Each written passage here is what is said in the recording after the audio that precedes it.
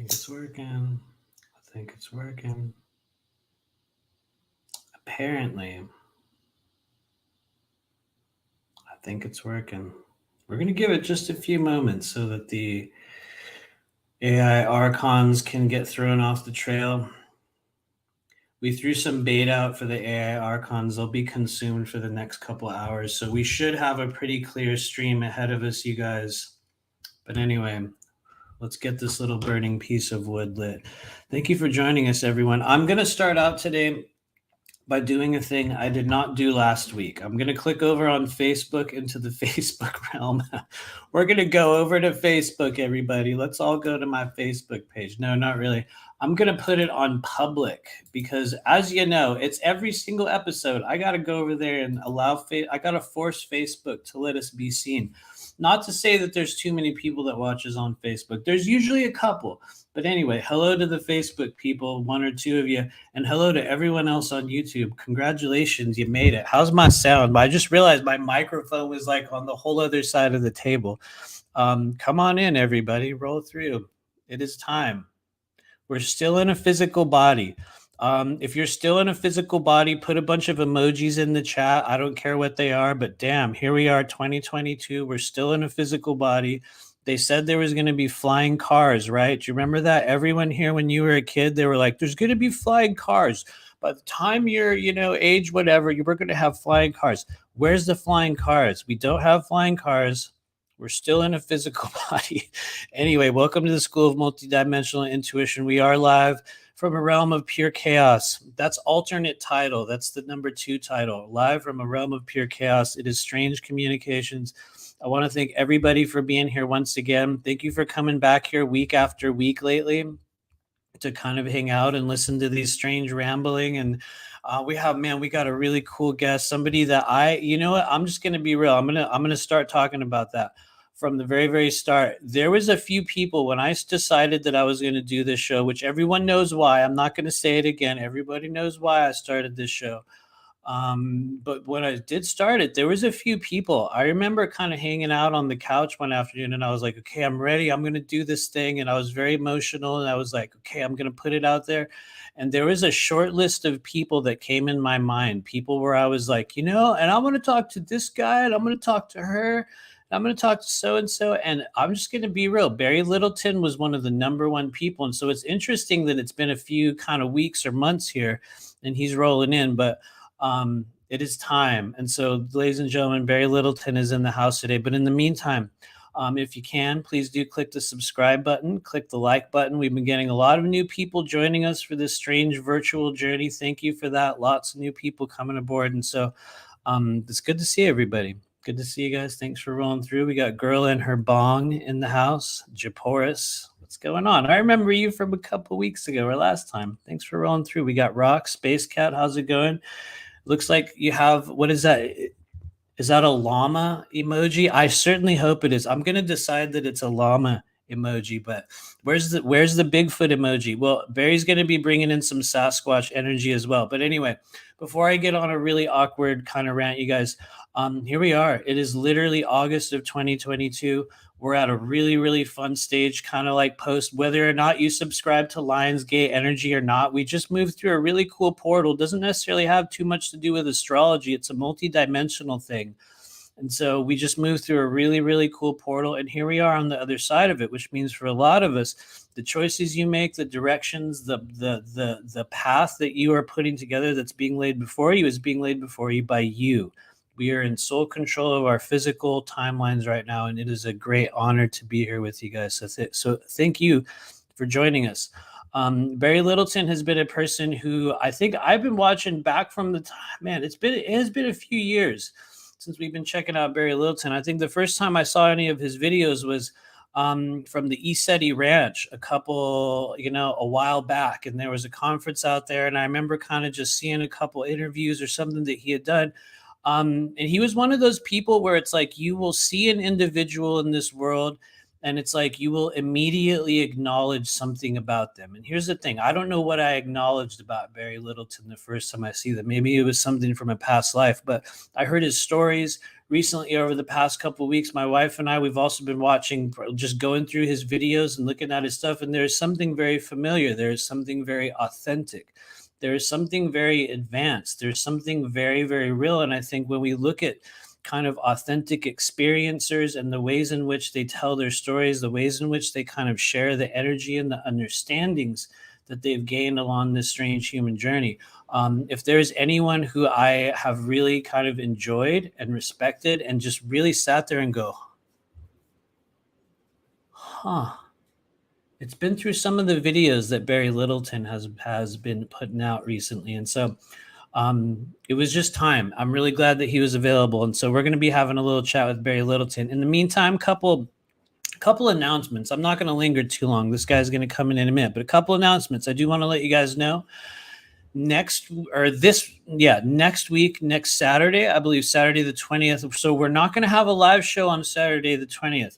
What we are going to do though is we're going to be meeting in our Patreon group, And so for those of you guys that do want to join us, I'm not sure what we're doing in the Patreon group this month yet. I need to figure it out immediately. We're gonna put a poll up in the Patreon group, but please do join us. For those of you guys that want to come along, I think we're either going to be doing readings or we're going to probably be doing some energy work. Maybe we're going to be doing a little bit of both.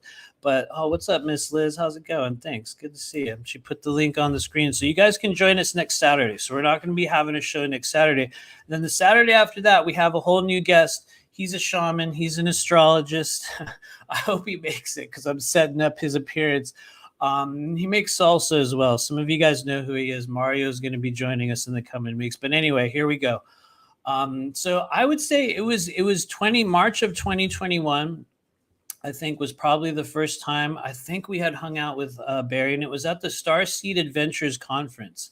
And we just sort of like connected over a number of things, people in the SSP scene, the sort of outsider status that both him and I had kind of maintained in our own unique individual ways. I ended up seeing him, I think, a few months later at Camp Disclosure, which was another event that we did. And once again, it was like every time I end up meeting Barry in the physical world, there's like an acknowledgement. There's like a connection. There's like this sort of thing where you're like, yeah, totally. It's just like this moment where you acknowledge like the realness of people. And so it has been an honor. Anyway, that said, I'm lingering way too much.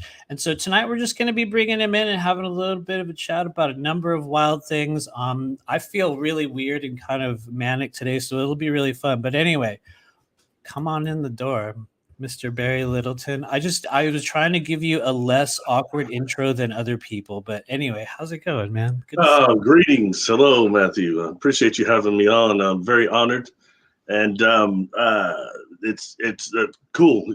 Thanks for saying that. Our initial encounter was so interesting, and it taught me a lot. You come up to me and say, "I have a lot of respect for your work, and I'm kind of a fan of what you do," and it shocked me. Because at that conference, I don't know what it looks like on social media, but the truth is I'm a rather paranoid brother, nervous brother.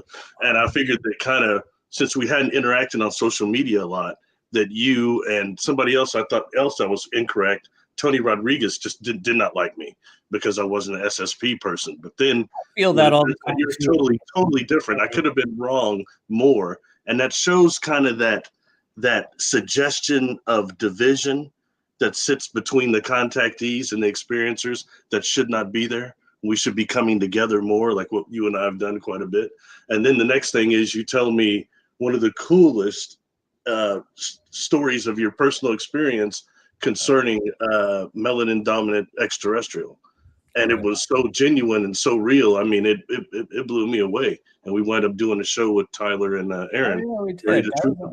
So I appreciate you a lot. Thanks for having me on. I appreciate that. Totally. Like I said, you were one of the people when I decided I was going to do this show. And everyone that's watching knows this. You might not know this, but I'll just say it. Everyone's going to cringe. Get ready, guys. The real reason why I started this show was because I wanted to go on other people's shows, and there was people and things that I wanted to say. And I was at a stage where it was like, kind of like you. I think you've had this experience, so you'll know, where it's like maybe you would reach out, or maybe you would put something out, or you would kind of be like, hey, and they would just be like, and nothing. And it's not that anyone says no. They're just like, completely so unacknowledgement. I was getting a lot of that, and then I was like, you know what? I'm just gonna say it. I was like, fuck it. I'm just gonna do this show. I'm gonna do my version of it. And so here we are, a few months down the line, and you were one of the people where I was like, that's somebody we can talk to. But anyway, thank so you, yeah, thank you.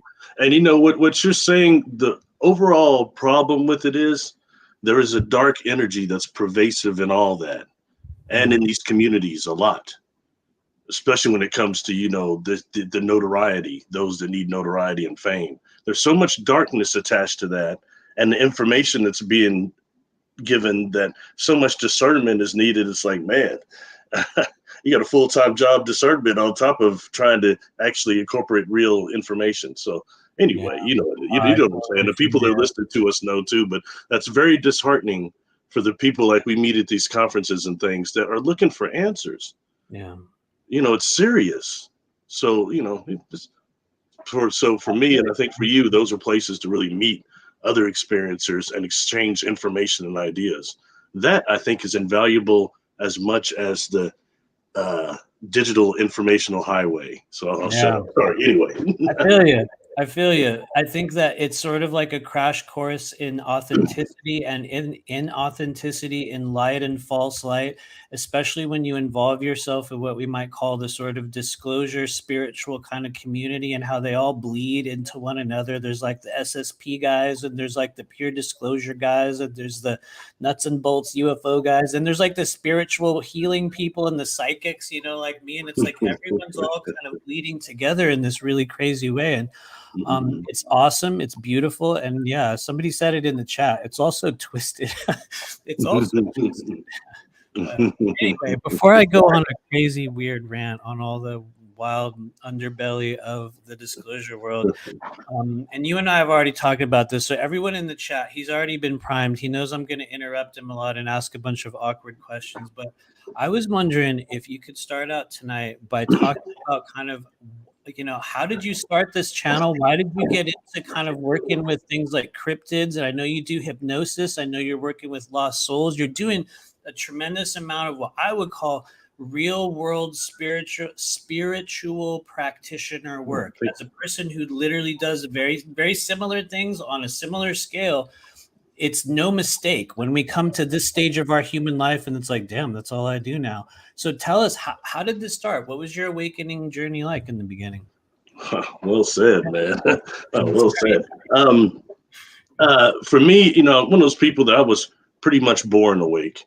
I didn't know what that was exactly first, but that involves things that, are past life memories very quickly. I mean, when you're a little bitty kid, the first things you can remember, you have memories before that. Yeah. And then that kind of evolves. And then I started having contact that got really intense around 7 years old, and I can, remember definitely things were happening. And what's really cool is before I ever went public, I had the theory that there was at least 70-80% of our population has had really deep contact and was unaware of it due to the subconscious and superconscious vibrational level of it. And, to date, I haven't seen anything since coming forward to discourage that. I think it's very real and very true. So, anyway, so I started having encounters as a child, and I try to break my experiences down from what I call childhood experiences onto adult onset experiences. And the childhood experiences involved waking up not at home, waking up but would be on these crafts or in some type of a room where you're being challenged by some teacher you can't see to like move objects with your mind. Yeah. And it's like I've heard people call it a mystery school and things like that. And so I experienced that, but I think that's also somewhat common, and it's not all necessarily governmental also.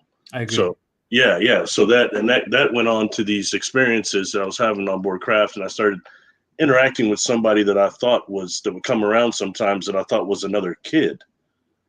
And it was odd, but it turns out this winds up being an insectoid. And it says, I think, a lot about, let's make this clear, what these beings can do to us through the optical nerves, how they can actually present something that they are not consciously to us. We're very tractable to that. All right. So and something I think we can go into also, just we'll talk about later, is maybe what is it really like to be in the presence of a non-human, really?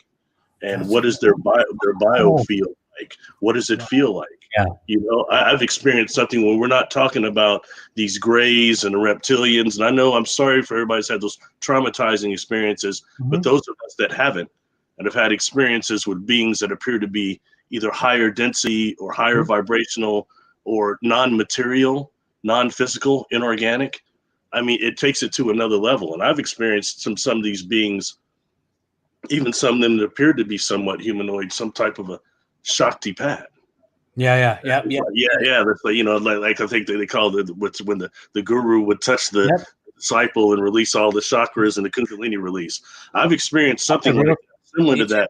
And there's that elation that comes with that, and very real feeling, and even for a day or two after the encounter, you're still kind of on a high. Then you crash hard, but anyway, that is a very, very real thing. That's a very real thing, you know.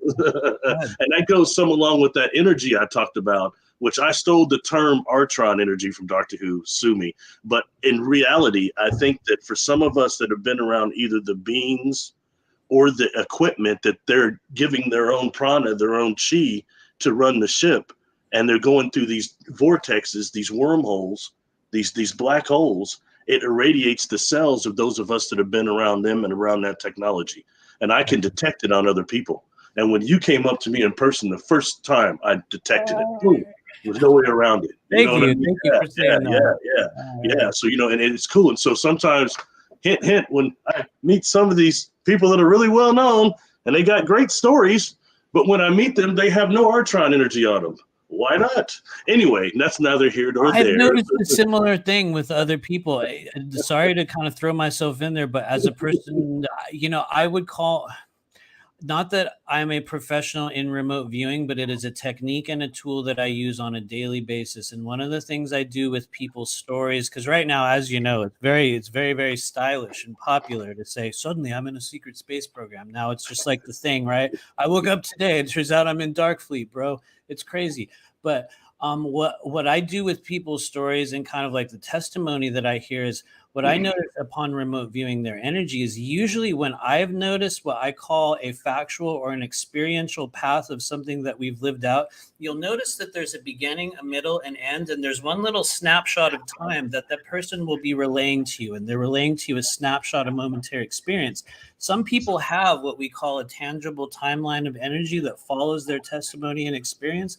And then I've noticed other people, sometimes it's like they're describing a photograph and there is no before and after. And I think what you're describing is your own perception with the ultron energy of what I might be feeling when I'm like, there's no tape that plays along with this experience. Does that mean it's real? I don't know. Maybe it doesn't mean anything, but it feels like what you're talking about. Well, when I say this energy, though, I mean actually that when you're around the beings and around the equipment itself, it irradiates the cells physically. Yeah. And it leaves some type of a trace marker that I can detect on other contactees. And I'm pretty sure the big brother could detect it too. And that might be a way that they can track some of us. Anyway, that's neither here nor there. I agree. Maybe that's why the black helicopters show up. And I'll just add one more thing before I go back to questions. But as a person who had a very similar experience like that, kind of just like you're saying with like a literal insectoid mantis being, I remember there was like, it was like days afterward, there was like a residue, there was a feeling, it was like my third eye was so open, and I didn't even know that was what a third eye was at the time, but I could just sit there and like go off into all these realms, and it was like heavy emotion. There was almost like there was a shine on my body for the first day or so, which sounds silly to talk about it, but I believe that's what you're talking about, that sort of layer of energy. So, you know, that's fascinating to hear you say that, because people that really look into the contact phenomenon and those that have had contact with different types of mantis beings, like what I encountered, he was seemed like more like a grasshopper, but it wasn't the same. It was different with different proportions. But anyway, but the mantis, a lot of them, especially the bigger ones, have been portrayed as having light coming out of their mouth or a lot of light emanating from their heads. Wow. And some of them say that they seed solar systems, and they seeded this solar system, especially the bigger ones, like the 20, 30 foot ones. And I've done a couple of videos and I compared that to what that, don't have a copy of it here, but the Uranta book, what I've got issues with that book, everyone knows, but some things in it are worth investigating. And I've heard that. Some people love it and hate it at the same time. I wonder why. I have not read it, but racially, it's completely skewed. That's the issue I have with it. But I got to put my personal bias aside because I think some of that was skewed purposely to stop brothers like me from reading it. Period. I could see that. I would try to see through that and take the valid information. But this one pertaining, sorry, I'm going off on a weird tangent. Anyway, yeah, that's great. Go for it. Pertaining the valid part of that information pertaining to this praying mantis would be what that book calls life carriers. And that are the seeders of solar systems and galaxies up. And they don't always describe what they look like, except for they might be non-physicals, but they don't say. But what would such a being classification universally go through evolutionally for containers of consciousness? Is the praying mantis one of them, perhaps? You know, and what's so interesting is, without getting off on it, because I know people will get mad if I bring this up, but no, go ahead, go for it. You have mentioned praying mantis, and what color was the praying mantis you encountered? I have seen very, very, very dark colored ones, very, very kind of like murky greenish black ones. There was a very greenish one. There was like kind of a browner one. Honestly, I'll just say this before I pause. They also, just like you said, and maybe you recall this, they literally showed me how we came through the sun. It was like all these souls came through a portal of the sun and went and like spread out. Just like you're saying, the seeding of a galaxy or a realm, that was my initial experience with them. Granted, there wasn't much more, but that was literally it. It was us coming through the sun. I thought it was me, but I realized it was like 1,000 souls or something like that. And spread out. Anyway, that's heavy. That says a lot about some of the things that we see. Anybody can get on the Soho website and pull frames of the sun in different spectrums. Like try looking at the green and the blue spectrum and the different nanospectrums and see these ships around the sun, or sometimes even things deflecting solar flares. Yep. You know, I mean, it's a trip. They've got a whole archive there. But when you start seeing that and seeing that some of these cold spots on the sun are actually portals of some type, you know what I mean, that are being used by advanced civilizations. We talk about type 4, type 5, type 6 civilizations when they start using the fabric of space and these makos, these black holes, as the power source itself. That is right there. We're dealing with that boom. And it takes it to that level, and people don't really seem that they want to acknowledge that. And when you mention those types of praying mantis beings, I believe those are coming from pure melanin, which is a part of this inside of these makos, these black holes that exist. They're calling Einstein boson and all sorts of different things. Yeah. Condensates might be the inside of a black hole, but I believe it's fungal, Matthew. And I believe that fungal is the organic component that actually links the other side in us. And it goes on and on into my experiences too. You know, I underestimated how much valid that is. For example, I underestimated how sentient these craft I was on board were. Oh yeah. And what they were, I kind of figured out. But why I was allowed to just walk. First, I'm so sick, I'm gonna throw up. But I was walking around without being escorted. You know what I mean? About to pass out, so not much of a threat. But you realize that this is a craft that actually has the ability to give not just at the racial memory, the soul level retrieval, and they have access to the race memory and the soul level memory. Some of these craft, you know how old they are, born in space, living in space. Some of them, I've been on board a craft that actually has the ability to choose the different black hole wormhole it's going to go into that has the path of most cohesive path. Yeah. See, and I didn't realize that's what I was dealing with at first when I was on board these things, because I'm so sick and I'm tripped out on the technology, tripped out on the beings, the way they feel, the fact they're telepathically answering your questions where you can give them, all these different things happening. You described the smell too. Sorry to just throw that in there, but you're like one of the only people where I was like, there's a weird smell of like an atmosphere, like maybe like it's like electric and also atmospheric, a little bit like rain, but different. There was like a bitterness on the end of it. but I haven't heard. That rain smell is actually the ionization that we're smelling, and that's a good way to describe that. Mix that to me with a little bit of straight up hardcore Windex. Smell like Windex a lot, man. And then there's just mist floating around in there, and that makes it kind of hard to inhale. I mean, it's very odd. And there's this thing that I kept falling like feel like I'm gonna pass out. And I couldn't figure out at first why I always detested merry-go-rounds so much as a kid. It's these experiences. It feels different. It feels similar, but it's feel like you're being pulled down slightly. You can't breathe. It's hard to breathe, okay? And then you're getting telepathically bombarded by these beings, and you're seeing things that are really testing your frame of perception, period. Yeah. Okay, and that's real. And when I hear other people talking about experiences, physical ones anyway, that they don't seem to mention any of this type of stuff. And I become very suspect. Now, taking this to the other side, the fact that most people are having astral, subconscious, dream body, and that they're using technology to bilocate us cognitively from our dream into our dream body, then we have the experience. I'm not discrediting that at all. It's not all of us that have encounters like I've had. I've had those too, and I never talked about those because I couldn't touch stuff and I couldn't, it's different. It wasn't tangible to me. Yeah. Real, but not tangible. You know what I mean? I couldn't put it to you like this. I couldn't gather evidence for it for one day I was going to prove what's happening to me. There's no way I was going to be able to. You can't grab astral materials, right. But there was no yeah. Huh. Anyway, so sorry, man. I feel like I just went way left. Oh, no, this is actually great. You want to talk about, and like I'm not doing good here. So. It's actually really, really good, and this is what I do. This is literally what I do every week. I'm like, we start out going one direction, and within a few minutes, you're on a whole other planet in a whole other realm about some whole other thing, and so it's actually perfect. It sort of leads me to a little bit of a question. And not that we're going to stay within the history range, but when did that happen? When you recall talking about when did that start happening? When you would wake up and you find yourself on this ship and you feel sick and you're wandering around this realm. How long ago is that? When did those tangible sort of like, okay, I realize there's something real going on. When did those sort of experiences start happening for you? For me, 7 years old is when it became definitely, I was feeling even more tired during the day. Like I wasn't sleeping. These were physical experiences and you're there. And it's like taking a field trip. You take a field trip somewhere, you're very aware of it.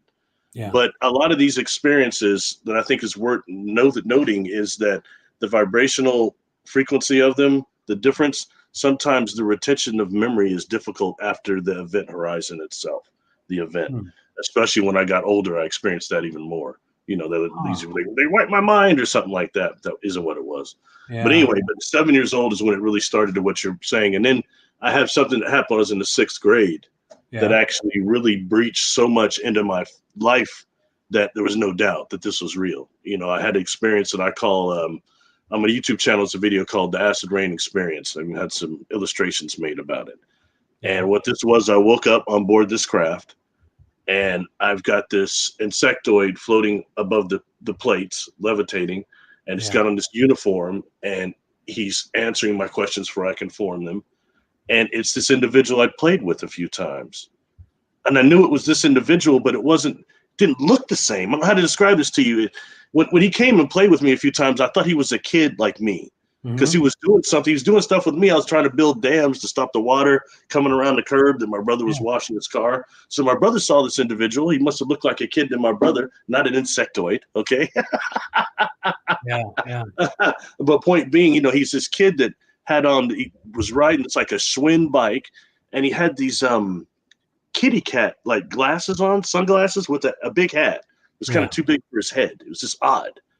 And I see now, and he was a telepath too. But as children, we don't realize everybody can't do that yet, And then, but when I see him on board this craft years later, it's him, but he's ancient of some type. Same individual playing with me, but ancient. Wow. And I'm seeing in this screen these like UFOs, these saucers that are pulling up. One of them looks like they're pulling up smog or clouds into it. Yeah. The other one is shooting light from the belly of it. And this individual is telling me that the M&M effect is very dangerous for us on your planet. The metals and microwaves in the atmosphere. That's where a lot of them don't come out of the ship. And when they do, they're really susceptible to that in our atmosphere, giving me that information and saying that the acid rain is very bad for your planet. We're trying to help reverse it, but we're having problems or like some difficulty or something that's coming through. Yeah. Okay. And at that point, though, man, look, I was a kid. And number two, I'm freaking out a little in this. Totally. But I asked for me, what's acid rain? Are you lying to me? Never heard of that. Yeah. Okay. There's always these questions that eventually, yeah. like you get to the questions, you're like, what is this? Why? All those things shoot in. So you're asking about the acid rain. Go ahead. And in the connection and within the biofield of this being, I'm not touching it, but I'm touching him, but close enough to where the love you're feeling coming off them nullifies some of your fear, nullifies some of your stuff. But I'm still like a kid in a field trip. Whoa, man, still. But anyway, acid rain. Okay. That's this experience. And I wound up seeing a power room and other stuff, but outside of that, hold on. What's the power room? Sorry to jump in, but wait, tell us about the power room. What happened in there? It's an engine that I'd seen. I thought it was an engine, but now I think maybe it's actually a brain. These look like, if you look at our science is now finding something they're calling quasi crystals that have slightly different lattices within them. These things look like very large quasi crystals. I put about 9 feet tall, and about 3 feet wide. I've got illustrations of this done for me by Kasara also. That looks pretty accurate. And they're about 3 feet wide. And what's different about these is they have some type of a bioluminescence or chemical luminescence from inside. A lot of the crystals I've seen these beings using have some sort of a bioluminescence. So they're glowing inside. Right. And it looks like they're wrapped, to me, what looked like copper.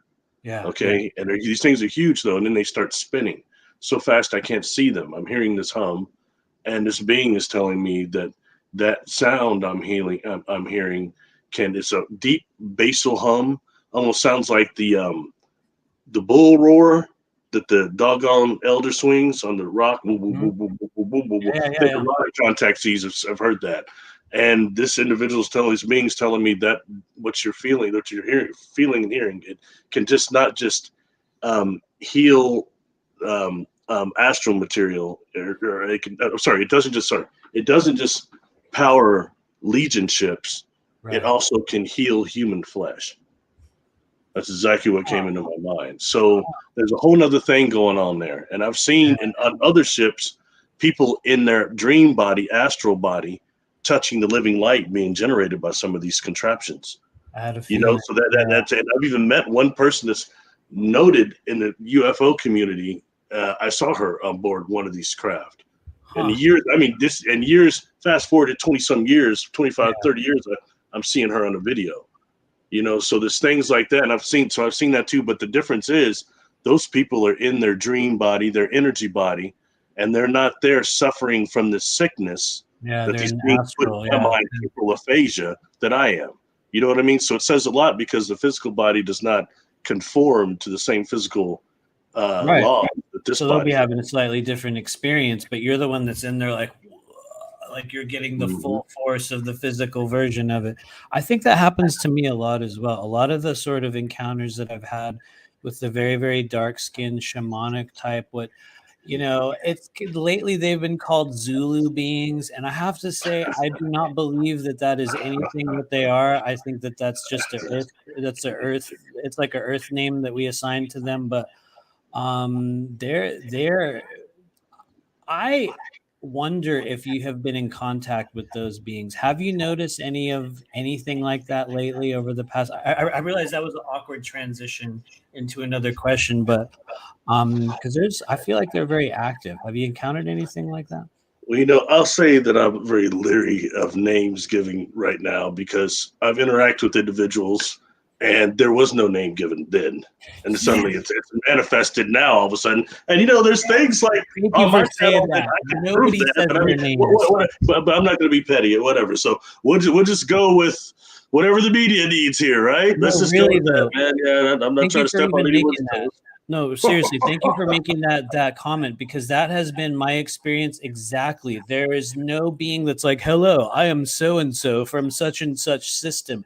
That was never even an aspect of the exchange that took place. It was like an instant knowing and a flood of all kinds of thoughts and like things past and present and future, and the things that like I would describe it as like a conversation, but it's not. It's like an experience that you'll have with this energy. And watch out, I'll go on a tangent about it, but I guess the Yeah, reason why I asked that is because it's like I feel your energy. I hear what you've talked about. I feel the places that you've been. It feels very similar to maybe some of the experiences I've had, although most of mine have been in the astral. I've only had a couple very physical things, but to me, they feel like an energy that would be just specifically geared towards someone like you. And so that's kind of why I asked.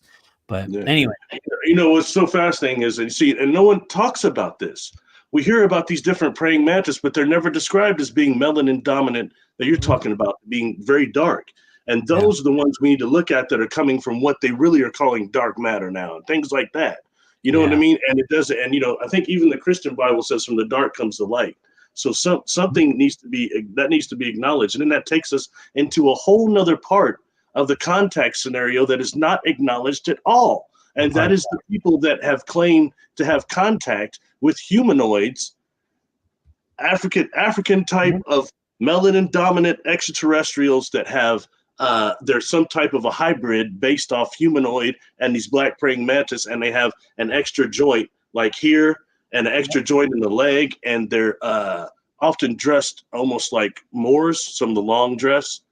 And when you meet them, they're almost 7 feet tall, but when you meet them, they have triangles on their forehead. When you meet them, their way of saying hello is a type of a dance that lasts it might be, I've heard things like 2 hours. These beings are dancing in front of you and you're mesmerized. And the key is you're supposed to try to mimic it, but without the joints, it's very difficult. And that's just what I've heard that from different contactees on different occasions that were not connected to each other. All right. This wasn't a shared experience.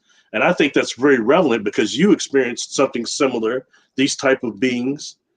And it sucks that it's not acknowledged all. And I literally mimicked them, just so you know. I don't know if you know that. Maybe you didn't hear that part of my story, but literally the whole healing modality that I use is a product of me mimicking what happened in that experience with those beings. I literally copied them, which to some people would sound cheesy and dumb, but I'm real. It's like I was like, I'm gonna make the sound that those guys made, and I'm gonna do it.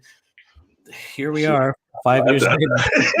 I think that's really cool. I think it's really cool. And things like that is what really brings this, how we understand how much of this is also connected to consciousness, and people get mad at me and say, oh, he's too obsessed with color and stuff. He shouldn't talk about that.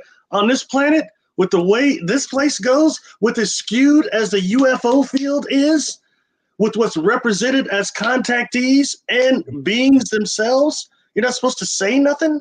Yeah. You know what I mean? Come on, that's crap. Anyway, I don't want to divert too much into that because I dealt with crossing over an earthbound spirit that affect me so deeply that I'm even probably more passionate about that than I was before. So anyway, actually, we're gonna get ready. I'm about to ask you about that next, but let me just wrap up on this because I feel like if people are giving you shit about being really really into like the color or the melanin or whatever those elements are, I think we're at the stage of the earth game where if you're not obsessed about something, then there's probably some kind of a problem. It's like everyone is going to have their area of extreme interest and focus, and I think the more we can embrace that and be like, dude, I want to know everything that I can about this certain type of a connection. We're trained through the third density filters to be like, oh no, let's look at this. It's like we are trained to take a different sort of view toward these things. And I think when one is truly diving into the spiritual realm, into the nature of multidimensional experiences, you're going to find a thing and you're going to be uniquely focused upon that one little thing. And to me, that's the way it's supposed to be. And anyway, that's a long-winded way of saying there ain't nothing wrong. Yeah, and I don't harp on it, you know what I mean? But I bring people's attention to it just so they're aware of it. That's the only way it changes. Yeah. With more communication, and then to become, and I hope if anything else, Nichelle Nichols' death last week, bless her. Oh, What would show is that how now we're trying to become a type 1 civilization. And for us to do that, we have to fulfill Gene Roddenberry's original Star Trek vision, in which on that bridge you had command officers of all types of cultures and races. And yes, as a civilization with technology, we're getting better. It's not like when my father, who still walks the planet, he nearly saw people being lynched and things like that, couldn't play and do things as a basketball player back then in the 50s, in the early 50s, that he's still walking. So they're still traumatized. Yeah. And that's understandable. We don't just forget that. We have to know where we've been to know where we're going. And, and so I don't harp on it a lot, but I bring it to people's attention, and it helps change things to where we do become that type 1 civilization. And I think it's worth trying, because we've got so many cultures and creeds interbreeding now that things are going to change anyway. So. Oh yeah, totally. Pretty soon there's going to be weird green and like purple beings, and get ready for the blue ones. And anyway, watch out. I'm going to go on a little. Look at Sasquatch, man. Throw them in there. We got about 6 different types of those. So, not that this place is a laboratory. Earth couldn't possibly be a lab, right, Matthew? Oh, no, it is literally. Okay, I have to literally write down Sasquatch, but here's the thing that I actually genuinely want to know about. You kind of already put one foot in this, and so we know it's okay to go there. But recently I did see one of your videos. You and we talked about this prior to coming. It was very, very personal to you. It was about an experience that you had helping an individual cross over. And so just in general or in specifics, can you tell us about that part of your journey? Because I have to admit, that's not I have heard you talk about it on YouTube a bit here and there, but I would love to hear more. When did you start doing this? How did this grow for you? How did you encounter this individual? Whatever you'd like to share about it. Well, it's interesting you said it, because I was obsessed about hiding all that stuff from people. I never thought I'd be telling people publicly I was a contactee either, but my near-death experience brought all that about. But I'm a medium, and I think as several children that have these gifts, I got attacked by an ghost or earthbound spirit when I was a child, and that kind of makes you stress to not want to use the abilities and try to shut it off. You know what I mean? So that was like my first encounter, and often encountering getting information off dead people that seem to be attached to people. Can we ask what happened when you were a kid? What sort of things happened that made you kind of shut it down? I was in a house that my uncle was renting. It was a very old house with my mother, and we were being toured by my aunt. And we went down in the basement, and in the basement, man, they had several washing machines down there, and like dryers, like 2 or 3. And I mean, these must have been Maytags, like first edition. These things were old. And down there it was cold. It felt very uncomfortable. The whole house felt uncomfortable, but down there it especially felt uncomfortable. And then it felt a bear hug. Okay. And when I say this very specifically, like if you ever had, when we're younger and the football players come up and want to, give you the bear hug from behind. And automatically when that happens, or if you were to be constricted by a snake, you automatically, you inflate. That's exactly what happened to me. Then I start picking up, get out, not welcome, get out. Whoa. Very clearly, telepathically. I was telling my mother to try to get out of there and leave. She said, "What's wrong with you?" I just want to leave this place.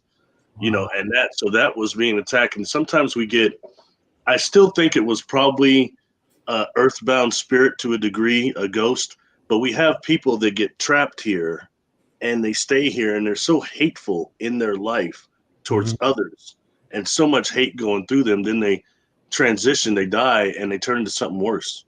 Yeah. Maybe perhaps a demonic level. I don't know. But, but it doesn't take much to jump on a 7-year-old kid. What's going to happen to a 7?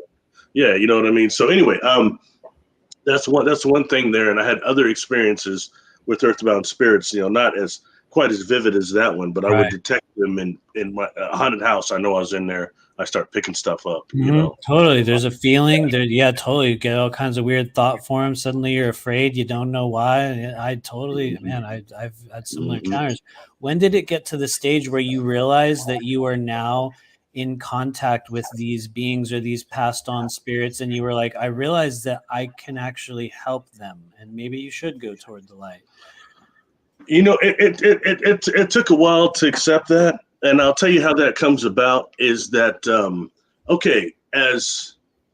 as a medium, I can detect, and you'll probably be able to back me up on this. I can detect spirits, ghosts, earthbound spirits that are attached to a person's outer energy field. Okay. Mhm. And those will normally give some type of provide survival evidence or whatever it is they want for me to communicate to the person. Unless it's a suicide, they tend to back up. Some type of a shame and deal going on over suicides. They won't communicate as much.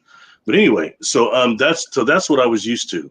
And you can deal with those and try to get them to cross over and stuff in the way we're talking about now. But then there's the others.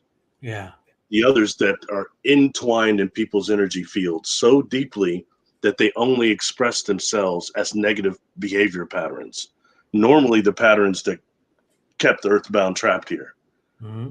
And that way they start influencing the person's life and destroying their life in various ways. And it's very real. Last client I just had a few days ago, I just crossed 10 over out of them. All right. So we carry multiple ones. It's a trip. Wow. And in that, when I say that, I've said this before, I think the earthbound population is as numerous or more than the living. And that's terrifying.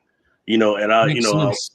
Yeah. So, so in that way, these personalities will only come out when, I've got a client down to theta, deep theta, nearly delta. And these things can come out then and deal with that then. So that's different. And I cannot perceive them like I could the others. So when that happens, it's really a trip. And someone's carrying all those, and it shows, how much. And a lot of times, for example, and this is, I'll just lay it heavy. Like a lot of times, a lot of them join with the client when they were babies in the incubator rooms. Yeah.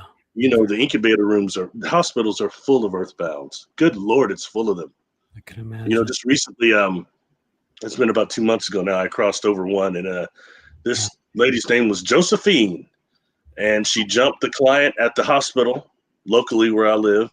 Yeah. And was telling me, I need to get home. I need to get home. Yada yada. Something happened during an operation, and then keep saying no. I'm the only person in the room that was strong enough to join with the client, because the client knows how to protect themselves. All right, they're spiritually aware, so they know how to protect themselves. But when you're going through an operation, your shields are stressed, and she was found a way to So she grabbed on during the surgery.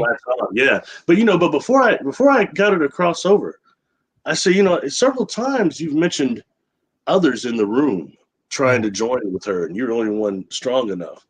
How many others are in the room trying to join? Yeah. And she says, "Oh, I say it's somewhere between 36 and 55." Oh, Jesus! Wow. And I don't make the rules; I just have to accept it. Okay, you know what I'm saying? And it's always a trip after, because you have a client saying, "Man, my God, that was real. Yeah. It was real." I feel it. That's. Well, sorry, what's that?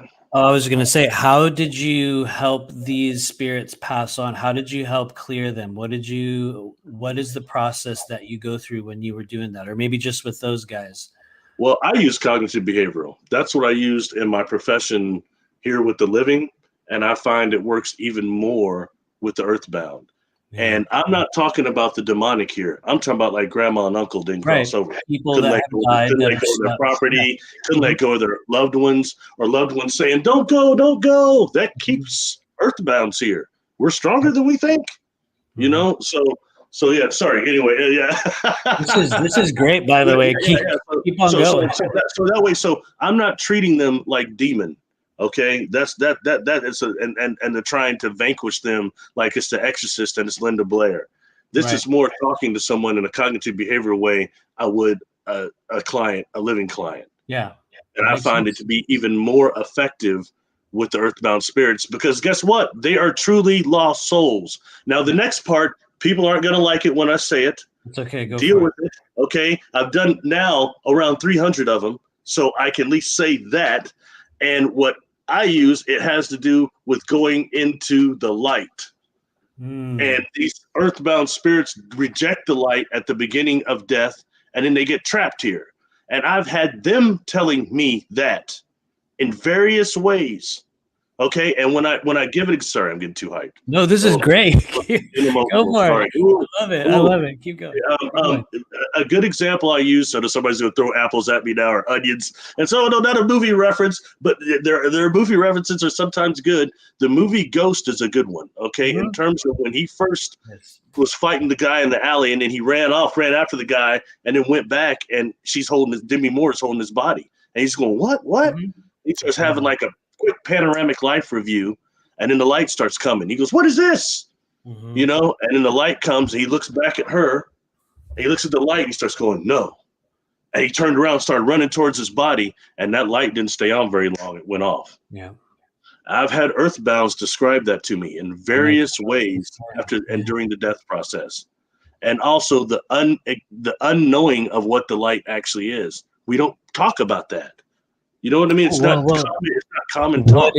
What is the light? Since you're saying that, I'm going to ask it. What is that light? Go ahead. This is crazy. The Spirits wants me to release the video I just did. I've been hesitant to release it, and I was going to today, and I said no, I'm not, and now I'm being pushed to do it. Yeah. And it's called What Happens. It's called What Happens in the Light. Okay, what I can say this is that one thing, the love of God and the light are connected. Okay, love and light are connected. Agreed. And a lot of times, like, I can see, all right? So before the earthbound is still somewhat in darkness, disoriented, all right? I've already seen loved ones. I may see a portal. It's already present, all right? They can't see it until the love of God and love is enforced. When love is impressed, suddenly they're able to see the light. They're able to see their loved ones. Yeah. That's the way it works. Sorry, I don't make the rules. I can just tell you what it is. Yeah. And how come it is that the others come back and they have these light bodies and things that can be perceived by them and me. They're not running around jumping on people. For the one I just crossed over yesterday, been here for hell, man. They jumped a client in Europe at a castle when they're doing a tour. You know what I mean? And this individual is, when I realize when I'm talking to this individual, this earthbound, they're describing things from like medieval times. They've been trapped here that long, and they're not perceiving time the exact same way that we do. So this is very serious. Wow. So, it's important to get your traumas out and try to deal with that and be aware that the traumas themselves store in organs. Every trauma we experience in these lifetimes store in different organs. Oh, my those Lord.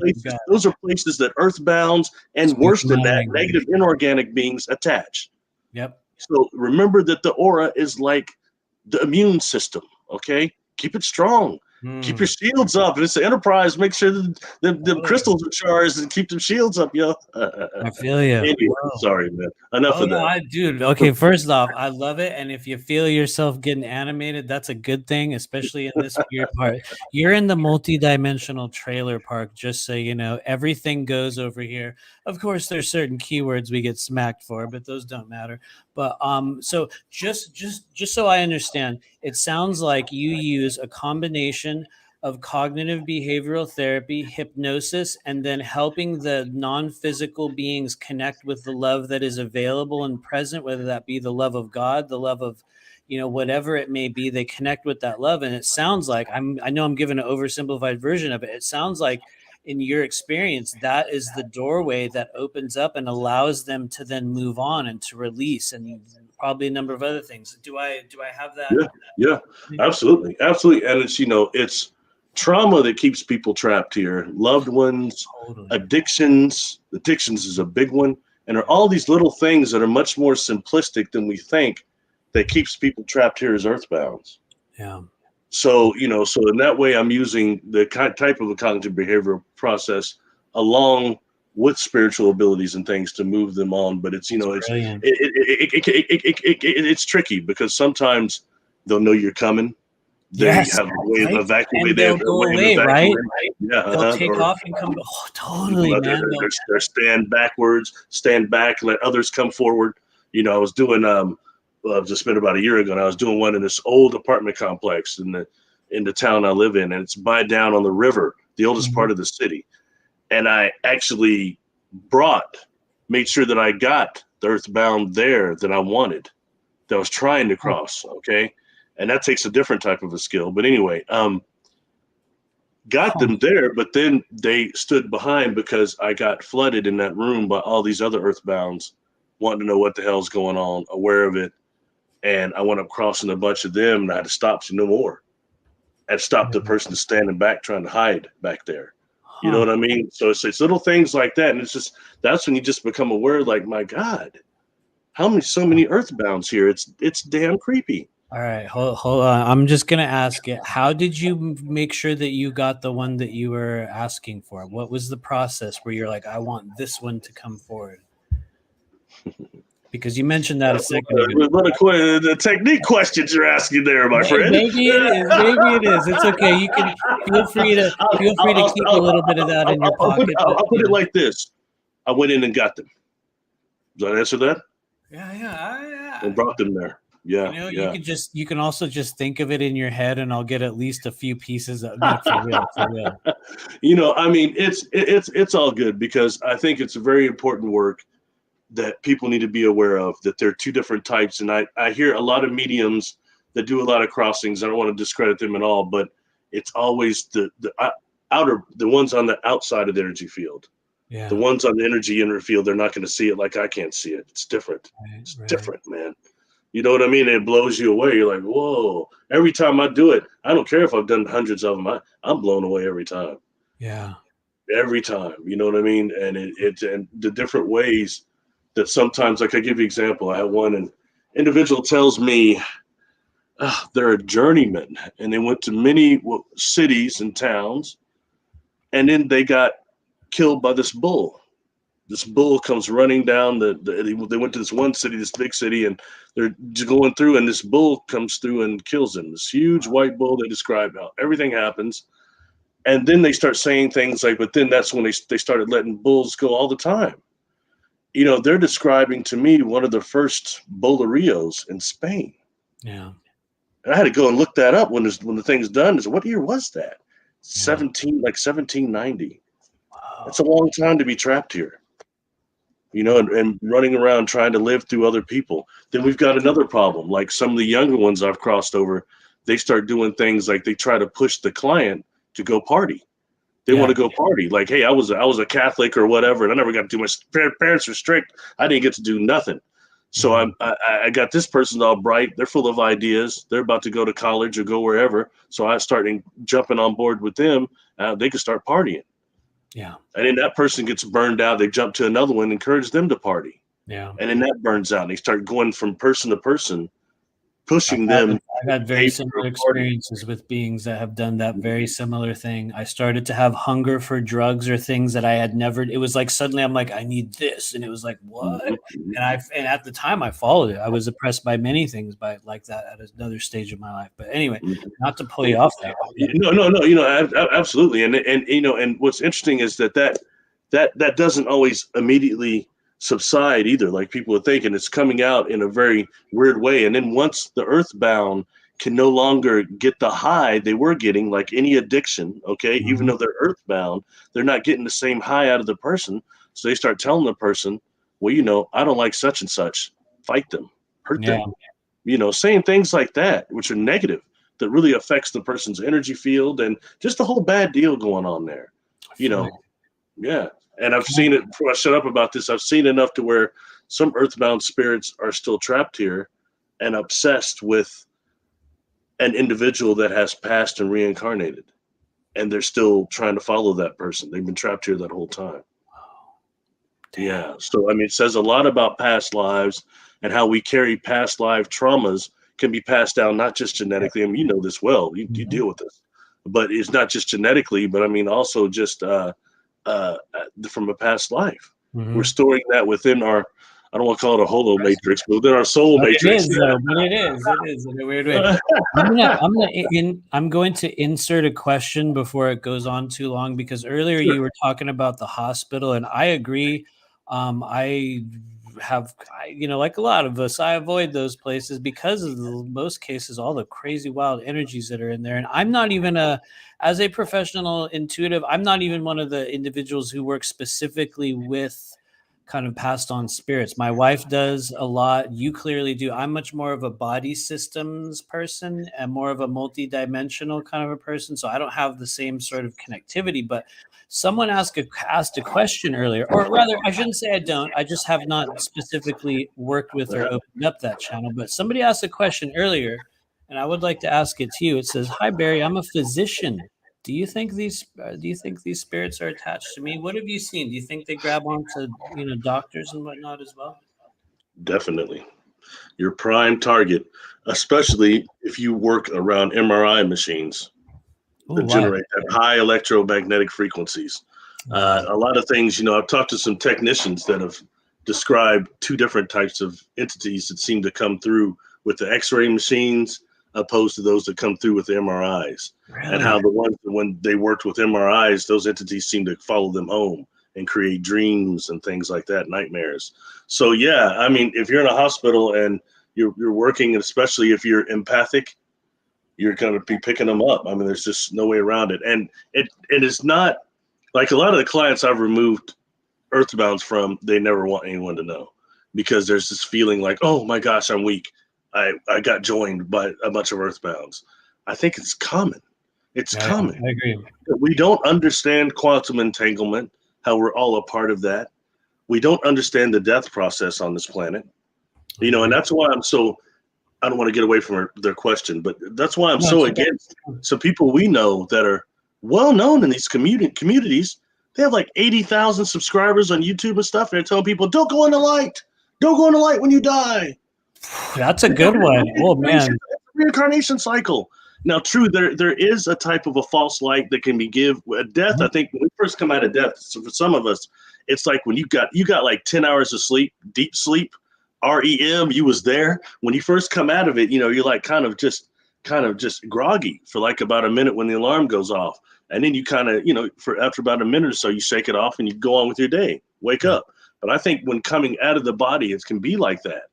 And at that point, you've got a point where you've got those that can present false light and false narratives and try to maybe detour us or trap us or something. But for the general, we've also got tons of guardian angels that come with all the time that are with us, and a whole nother thing going on that's dealing with the light. Yeah. And those people that say that, Matthew, and I did a video about that. I got so charged up about it because I saw it. They're deliberately, they're deliberately saying stuff that is trapping Earth, creating more earthbounds here. And these people, none of these people, one is, are they a medium? Any one of them? Let's see a body of work, anything that shows me that. No. Okay. Number two, have they had an NDE themselves? Have they died? Like I have. Okay. Do they experience that part? Anything that backs up their claim on that? Okay. Yeah. And number three, have they done a casework with earthbound spirits inside the energy field like I'm talking about? Or did they mention that ever? No. These people can't meet those three criteria, but they're telling people don't go in the light based on what Carla Turner or somebody else told them. So they heard. I feel you. And I'm not trying to discredit those people that have had that happen. I know that there is some sort of deception that can go down. But when you're out of the body, like I was, when you're going through the death process, you have a great deal of discernment. You can discern the different in light. What's the difference between the light of the moon and the light of the sun? Which one is the warm, life-giving light? Anyway, enough of that. No, I totally feel you, which is going to lead me to ask you a question, which you can tell us how much you can decide how much you want to tell, but tell what happened in your near-death experience. How did that go for you? That's a story I genuinely do not know. I've heard you reference it a few times, but yeah, what can you tell us about that? In 2010, I was on my way to work about a couple miles from where I lived at that time. And I was in a horrible car accident. And with my high IQ, I was only so close that I just wasn't wearing my seatbelt. And I went through, I had this little Trans Am, and I went through most of the windows in there, including my T-tops. And I took 4 catastrophic traumatic brain injuries. A hematoma to the frontal lobe, a hematoma to the brainstem, hematoma to the quarter lobe, and then I have what's called diffusal axonal, which is like shaken baby syndrome, spotting of the brain, and my brain turned in the case from the impact and the shift. So I died in the way of the hospital. They resuscitated me, I guess, 2 times or incubated me, whatever they call it. And I was in a coma for about, right around 12 days, I think it was. And then it took about a month to remember who I was. But I had a very definite near-death experience. They projected I'd be a vegetable the rest of my life when I didn't die. Stay dead, I guess. But wrong, different. I think the creator had different in mind. You know, I encountered my uncle that we had just buried a few days before the accident, my grandmother, and her best friend, but it wasn't like some vision. It's like I was there talking to them like I'm talking to you. Yeah. So all these things, then I had to take that when I remembered who I was and came back. You know, in my mind's eye, when I had before I had what's calling a clearing out, which is where a traumatic brain injury patient suddenly remembers everything and comes back, boom. Mm-hmm. That happened to me, but it took like a couple of weeks. But before that, when I first woke up, I could still see what we'll call them angels in my mind's eye. But these weren't physicals. These were light generating so much love, Matthew, that a little bit more, I know they were toning it down or it would have, I think, made me disintegrate. I don't think the human body can take it. We don't think of love being that type of pain, but when you get that close to pure creator love, and I could still see them in my mind's eye before I remembered who I was. And they look like thousands of corpuscles of light. Okay. Different colors I saw. And anyway, I had to take that when I remembered who I was and really correlate that and contrast that with some of these non-physicals I met on board these craft that have these high vibration too. Yeah. It's this very high God love frequency about them, you know, and like what's different. But these beings that saved me when I was dying or I encountered, the Uranta book has a term called supernanaphim, SUPERNAPHIM, and it's a different high type of archangel. Yeah. And I think that is probably what these beings were. Okay. Like an ultra terrestrial, perhaps. Mm-hmm. And I had hundreds of people that came and viewed me through my ICU room or whatever. And I think that actually stopped to a minute in their day and prayed for me. Really did it. Not just saying, oh, praying. That's so cheesy. I hate it when people say that. It's such a it's just it's kind of like when people go, oh gosh. Anyway, but seriously, sending energy, you know, sending good thoughts. Yeah. People that actually really did actually really wish me well and pray for me. I'm sure that these super nanophim took creator energy and their healing power and channeled it to me. I'm sure of that. So anyway, that's my near-death experience. And had it not been for that accident, though, I wound up talking about my near-death experience with some doctors and some nurses and stuff. And I inadvertently got exposed for my experiences and all that paranormal stuff. And here we are sitting here talking. So here we are years later. It's interesting to note that you went through such a trauma. And I know probably people have said this to you before. You would have no idea. You would have thank you. You truly regenerated yourself in this life. It's a very, very cool thing. You know, it was a trip. When I got out of the hospital, people were saying that a lot when I first, started going around people again. They're like, "Oh, you're just the same." But emotionally, I was pretty depressed. It's not quite like TV. TV, they're knocked out for a minute. They wake up, they got the little bandage, and some clouds go like this, and their eyebrow goes up. What happened?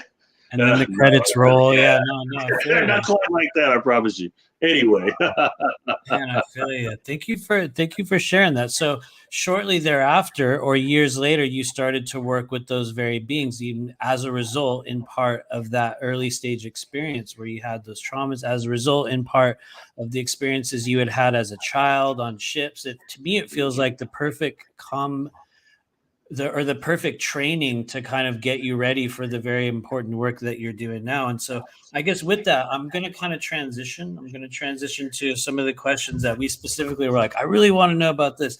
And so we talked about you kind of crossing. Actually, you know what? Hold on. I'm going to do a pause on that because earlier we asked a question for a physician that was here.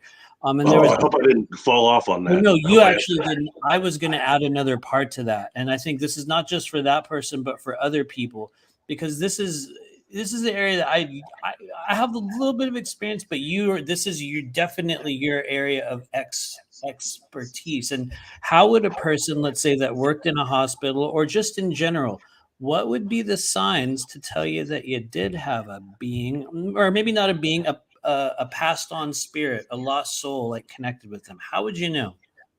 A big one, sudden addictions, sudden cravings that seem to come out of nowhere, but are very persistent and deep. Extreme drain on energy, feeling drained, loss of energy, depression can kick in, and these are things that seem to suddenly come up out of nowhere. It's not like some building to a crescendo. Suddenly they're things you just have and they keep persistently going on. Another one will be constantly arguing with someone, like a mate, because you may have an earthbound spirit in you and it doesn't like your husband, it doesn't like your wife. So it's picking fights with them all the time. Very common, very common, so that's one, things like that, be aware of, and just behaviors that are not generally your personality, that are contrary to your personality, that just suddenly start manifesting out of like nowhere, especially if you've gone somewhere you've not been before, somewhere infested with a lot of people, very public place, things like that. Just be very aware, Thank you. Yeah. So it sounds like personality changes, addictions, social or relational upsets, ongoing drama, strange changes in behavior. Maybe we could say intrusive thoughts as well. I think you mentioned that. And so I'm just going to say it now. We're going to say it again later. But how would they get a hold of you?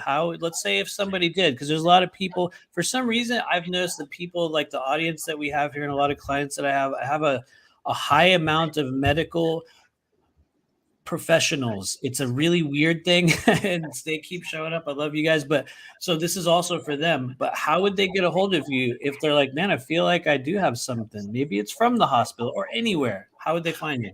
Well, now that I can say, actually, I do it remotely. I didn't think that I used to have low faith in remote hypnosis, but I found it to be just as effective, which blows me away, but it is what it is. Even I don't more. have the rules. It just is what it is. So I do it remotely. You can reach me. My email is Barry Littleton 13 at gmail.com. And I got spammed out pretty hard, but I think I got that fixed now, so I can get back with people pretty quickly. Okay, Barry Littleton 13 at gmail.com. Thank you. You might get blown up. I don't know. Maybe it's a lot of people. I don't know how many people watch the show. A lot more than they did last year. So who knows? You might get some people, but I think that people that do the thing that you do are, I guess myself as well. We are entering a stage of the human journey where these techniques and these modalities are going to become of paramount importance. We're entering a stage of the human experience where, and I know you're already seeing this in your own way, a lot of the things that used to work don't anymore, and they actually they literally cause the very things that we're trying to avoid. And so we're entering the stage of the human journey where the sort of spiritual, or what some people call the psycho-spiritual element, is very, very much missing, and it's showing up. It's showing up in a big way. So people like yourself that are doing this are very, in my opinion, very, very important.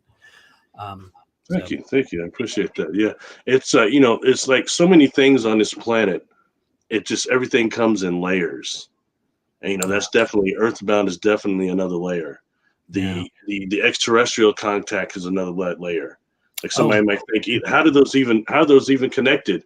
Well, a lot of sometimes the extraterrestrial contact involves us as immortal souls remembering our soul life memories. And that goes genetically too. You know what I mean? And it's really a trip, because as immortal souls, we incarnate here mostly devoid of soul life memories. So yeah, you can't have been here 100 times and not know it, but that's just kind of crap that these, like, is this a prison planet? What is this?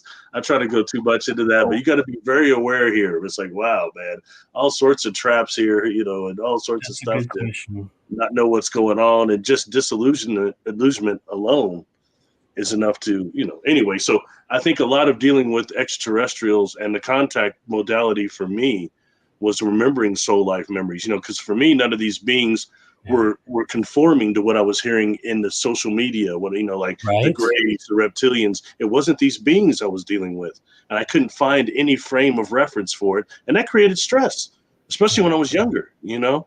And how come I'm not hearing about that, or these different beings that we're hearing about? And now I know through people like Ray Hernandez and that nice study that they did, you know, thousands and thousands of contactees and experiencers, the majority of contact experiences are positive. Like both of ours have been positive. You know what I mean? I'm not trying to discredit those that I feel you. have negative experiences. I know it's very real and my heart goes out to them, but there's a whole lot that are like us and we don't hear about it. And that's where really us becoming a type 1 civilization starts. A point to when we read about in some of these books, when there used to be light beings walking down the street, or light beings over here doing some type of a ceremony, or some type of a conference or something. You know what I mean? Non-physicals are walking around our planet, like as in a galactic trade route, that type of a situation. Oh yeah. They definitely are. They definitely are, man. Oh, I love it. I love it. And like with that, my whole thing I was going to say there just got deleted, which happens to me a lot. I'll have like a thing I'm going to say, and then I'll go to say it and it gets Sorry, like I probably interrupted you. It's not you at all. It's the normal flow of every show I do. I'll be like, I'm going to ask a really important question, and then we get to it and I'm like, it's like literally the spirit will kind of like delete things. And it's probably good because there is actually something else that you were kind of segueing into. One of the things that I wanted to ask you about, because you and I have had what I would call pretty, well, I will speak from my own perspective. The majority of what I call multidimensional or extraterrestrial experiences, like you were just saying, have been expansive. I do not feel that I've been a person that's been targeted or abducted in negative ways. And if I have been, they did a really good job of mind wiping it. I do have a weird thing with grays where it's like I cannot perceive them in certain ways. It's a long story. And so, having had mostly positive experiences, one of the things you wanted to talk about was positive contact versus organic contact, maybe versus inorganic contact, and maybe understanding or defining those. And so, yeah, what do you have to tell us about positive contact, organic contact? What are those, And just touched on positive contact a little bit. And I think that a lot of that is incorporating how much of the contact phenomenon itself is consciousness. And it's consciousness related, just like the Akashic Records. What really are those, and all that? You know, that it's really a conscious related thing. And for me, the inorganic, most of the craft I've been on board, the technology, there's a very high organic functioning to it. That's why I've talked about a lot about fungus, mushrooms, and mycelium network. And I've been talking about that since 2014. And since then, NASA's been talking about how they're going to make houses of mycelium on Mars, and how they're starting to work with mycelium and for structures in the city, and bridge structures, and all these different things they're using this for. So it's pretty hard for me just to manufacture that. You know what I mean? That's something that I was talking about a long time ago, but that's based on experiences, and what they're telling me is a component of these craft. That's part of the living component. So when dealing with living craft that come to this earth, a living organism also, look at how the fungus and how things like mushrooms, which actually, if you take off their stem, they look somewhat like a saucer. Look at the connection they have with trees on this planet. And, something that's called also the Deep Biosphere, I've talked about a little bit, that contains about 95% of Earth's bacteria that's been undiscovered. Yeah. So when you see a craft going into the ground, is it going to a base, or is it going to communicate with the Deep Biosphere? We don't know. But putting the organic factor on that changes everything. The mycelium network, and how the trees can be used as the communication system for the planet itself with a lot of these craft. That's important. Off planet, yeah. All the way down to something interesting, just throw this in as a little gem, which is something that I've dealt with on the Sasquatch and been very curious about. This guy that told me one day, that's at that ranch, he says, Sasquatch is connected to trees. They're also trees.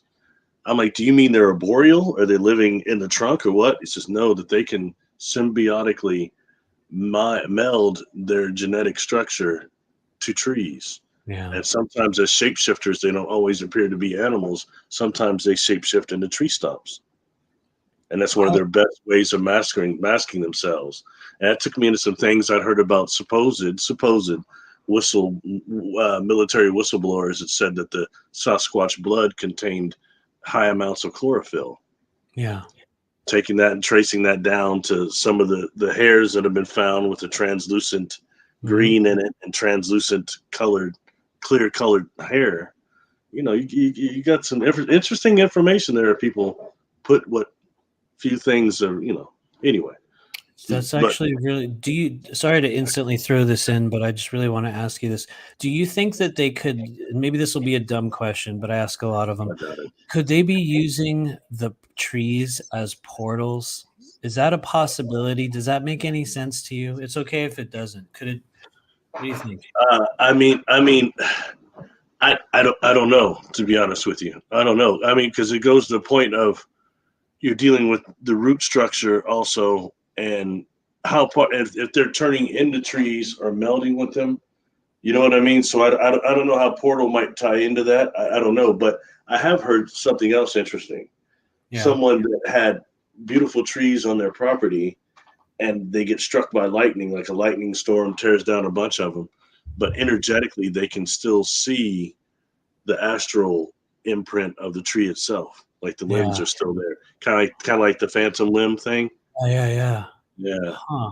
Yeah. I suppose the reason why I asked that is because it's funny. I was having kind of a conversation with somebody, I think just yesterday, where I was mentioning a tree that I would find in the astral realm, probably since the year not that it matters, but since I think around 2000.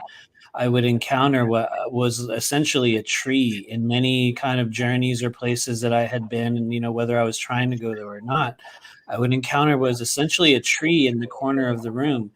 And what I realized was that I could bring my energy in and out of that tree. It was almost like a gateway or a doorway. And I suppose, it's interesting to hear you mention the connection with Sasquatch and trees, even if they don't use them as portals. Maybe that was just a construct that Matthew's consciousness needed to create. It's an interesting synchronicity to hear you mention that, and to, how you always will have had a conversation just yesterday, and then someone mentions a thing. So I guess that was kind of why I asked that, but I have a feeling.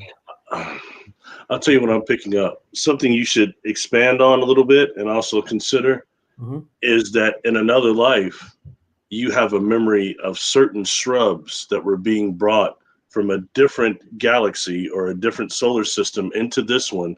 And as long as you partook of the shrubs on board that craft, you were immortal here to a degree until that ran out.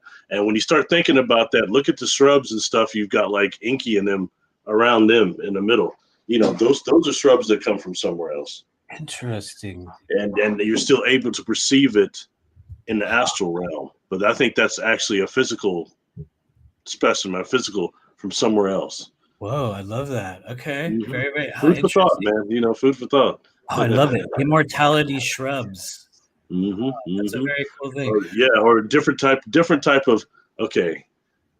Yeah. Go for it. Picking this up, like the old Transformers. Remember, they're like Energon. Remember? Yeah. Totally. Kind of like that. It kind of functions like that here with the density here. Yeah. Oh. Yeah. And I think that's probably something that happened here more commonly than thought. About things being brought from other planets for entities, beings that are humanoid to consume here. Yeah, to keep their vibration right. Yeah. They totally did. Here comes a really quick follow-up question, because I remembered it from earlier. You're going to be like, what? That's a weird non sequitur. Is this a prison planet? What's your opinion? Are we actually on a prison planet? I lean towards yes, because the one thing is that, okay, if you have this planet where you've got a criminogenic factor that's wiped clean and sent to a prison planet, wiped clean of soul life memories, and then you've got also this angelic factor. They're like these Jedi faction they were found guilty of something, and they're wiped clean and they're sent also to this prison planet. So you've got a criminogenic factor and a small angelic factor that's like trying to balance it out. and all wiped clean of soul life memories caught in a reincarnation cycle. Is that what this place is?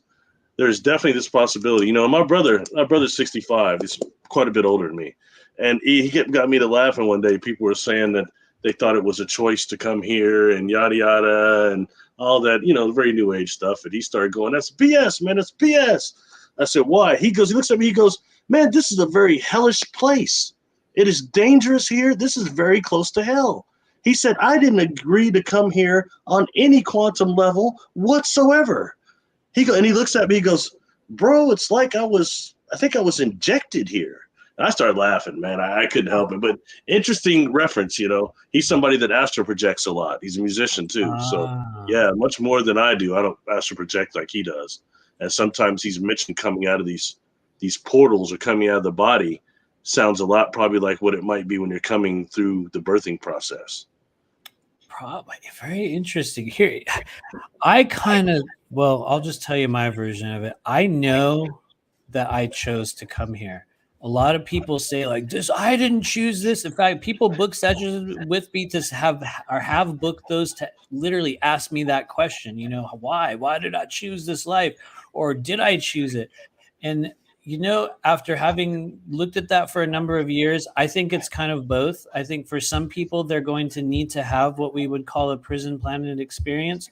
I think for other people, depending on just what stage of the journey, not, you know, before or after, good or bad, just for other people, it'll be, what are you talking about? I've been trying to come here for eons. Other people will be like, I don't know how. I just suddenly incarnated as a human. I don't know what happened. I was walking down the street, fell off the curb, and boom, now I'm in a human body. I think there's some people that will have that.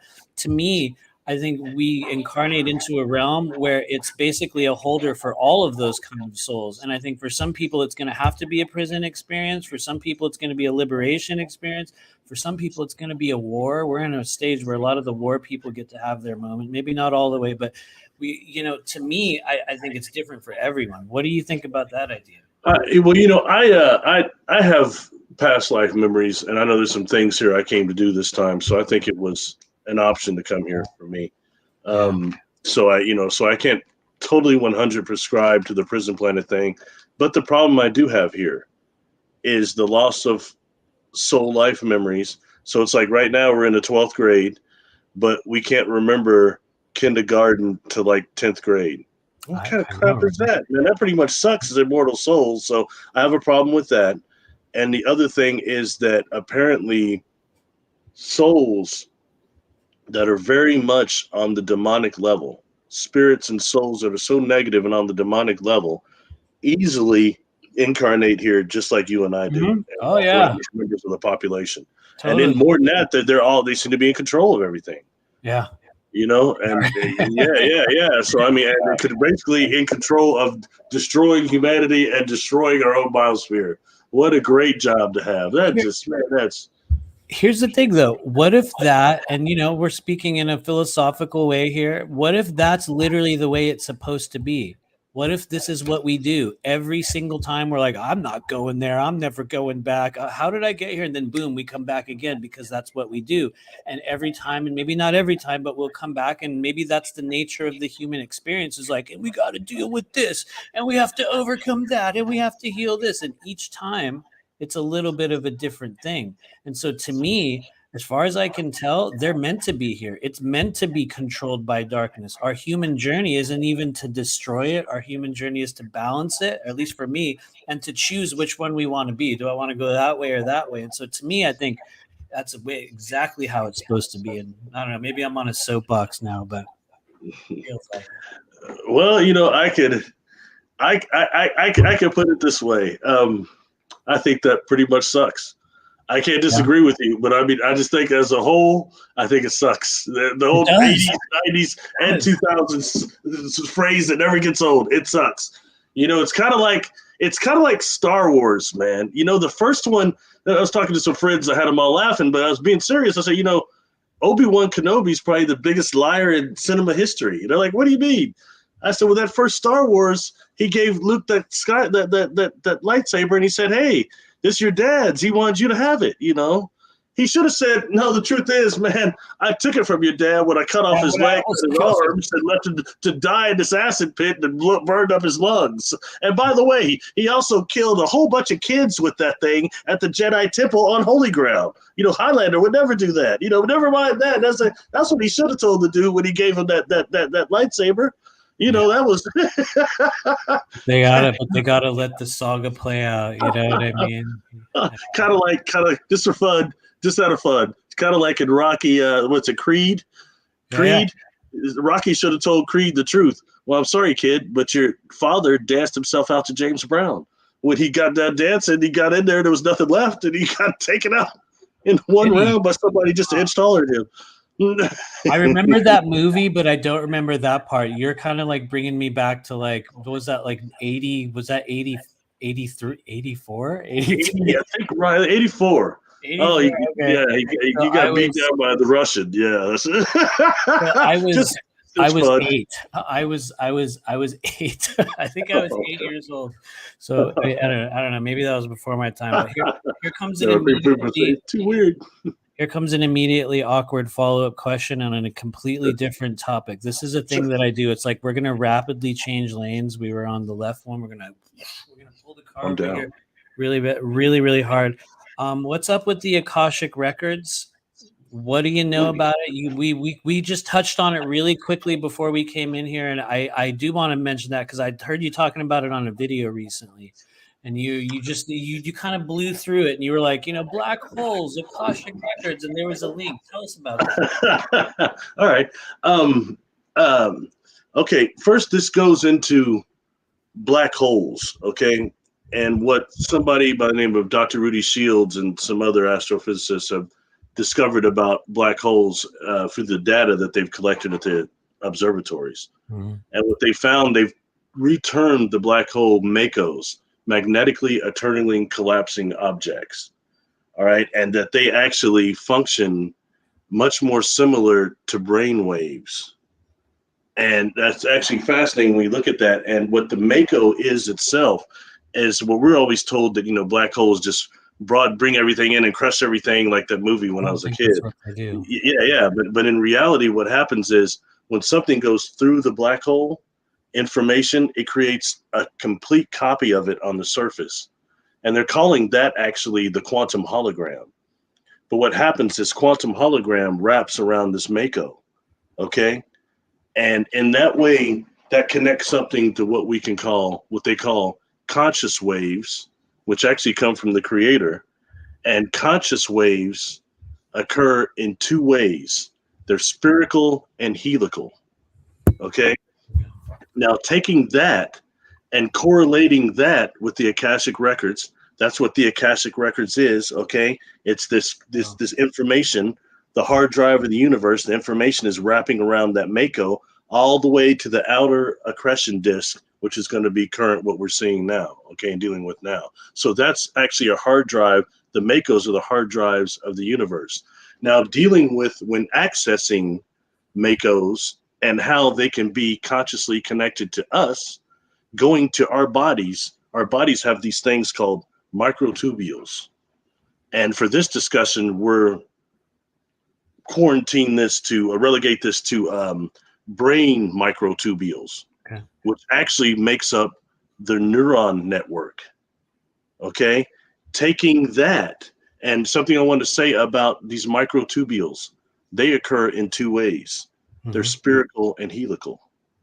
So therefore, they interpret information, those creative conscious waves, which are a part of what these MACOs actually are, okay, which is going around the whole, that's what the Akashic Records are, records of space and times, right? We hear that, and most of us from Edgar Cayce, but what are they actually? I just described to you. It's these MACOs, okay, keeping all that information. So anyway, that is, so when dealing with consciously and dealing with our brains, look at the neuron network that are made up by the microtubules.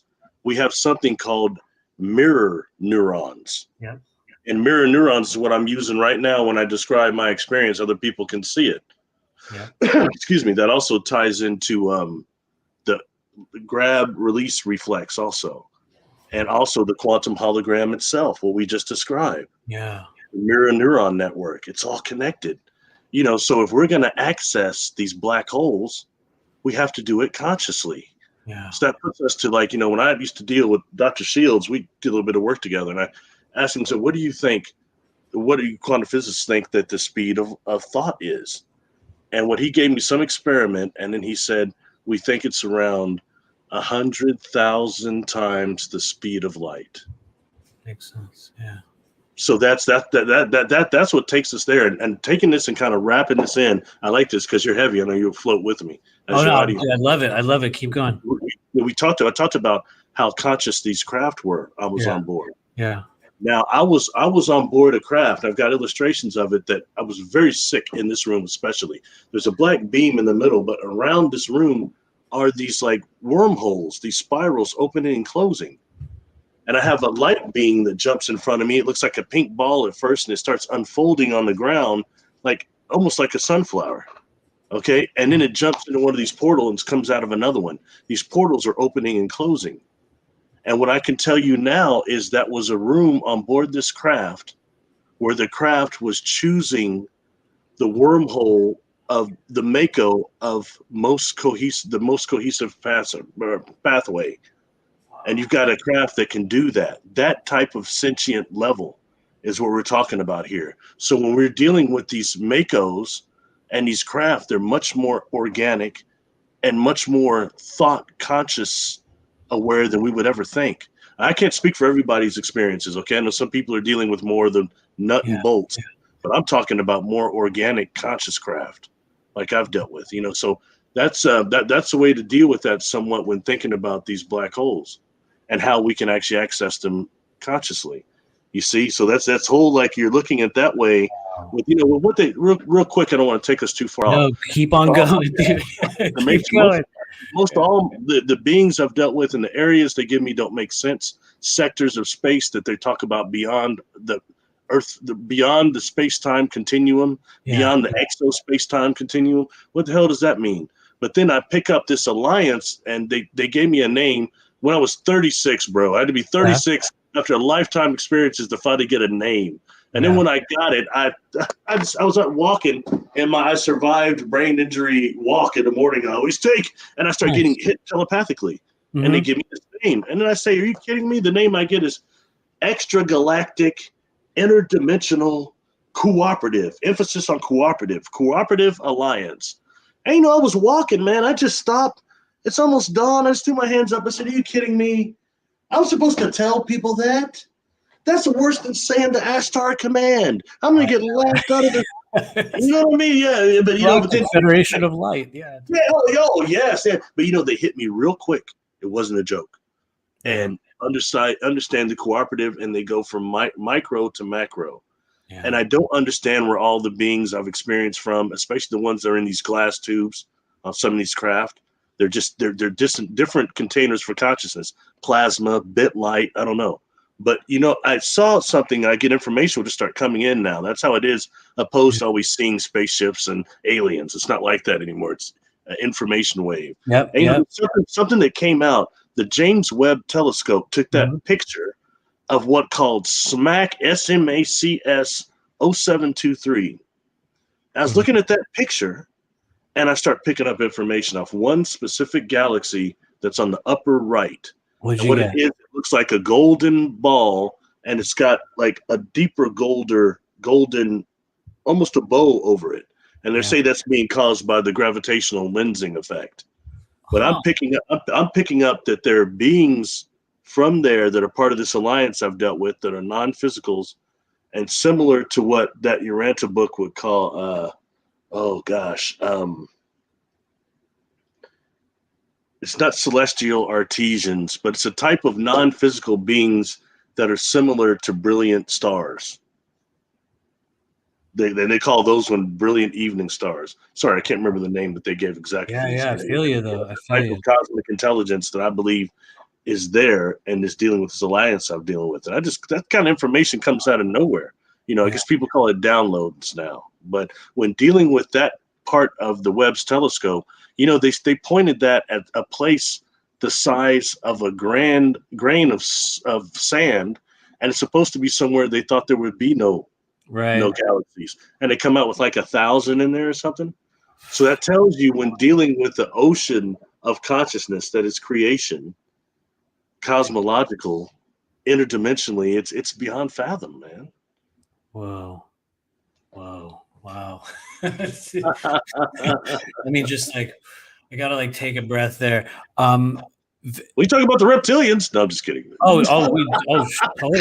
I'm gonna awkwardly rewind back really, really far in a really awkward way, because you help me confirm a thing. I am not a specific person that claims to be an Akashic Records reader, but one of the things I noticed when I first started doing this work on a professional level is I was working in a shop, and I was working alongside people that were doing Akashic Records work, and kind of like I was mentioning I did with like the ET stuff. I literally copied a prayer that they were using, because I would sit there, and I remember this woman read for me, and I copied her prayer at one point, and I just started doing the readings in my own way.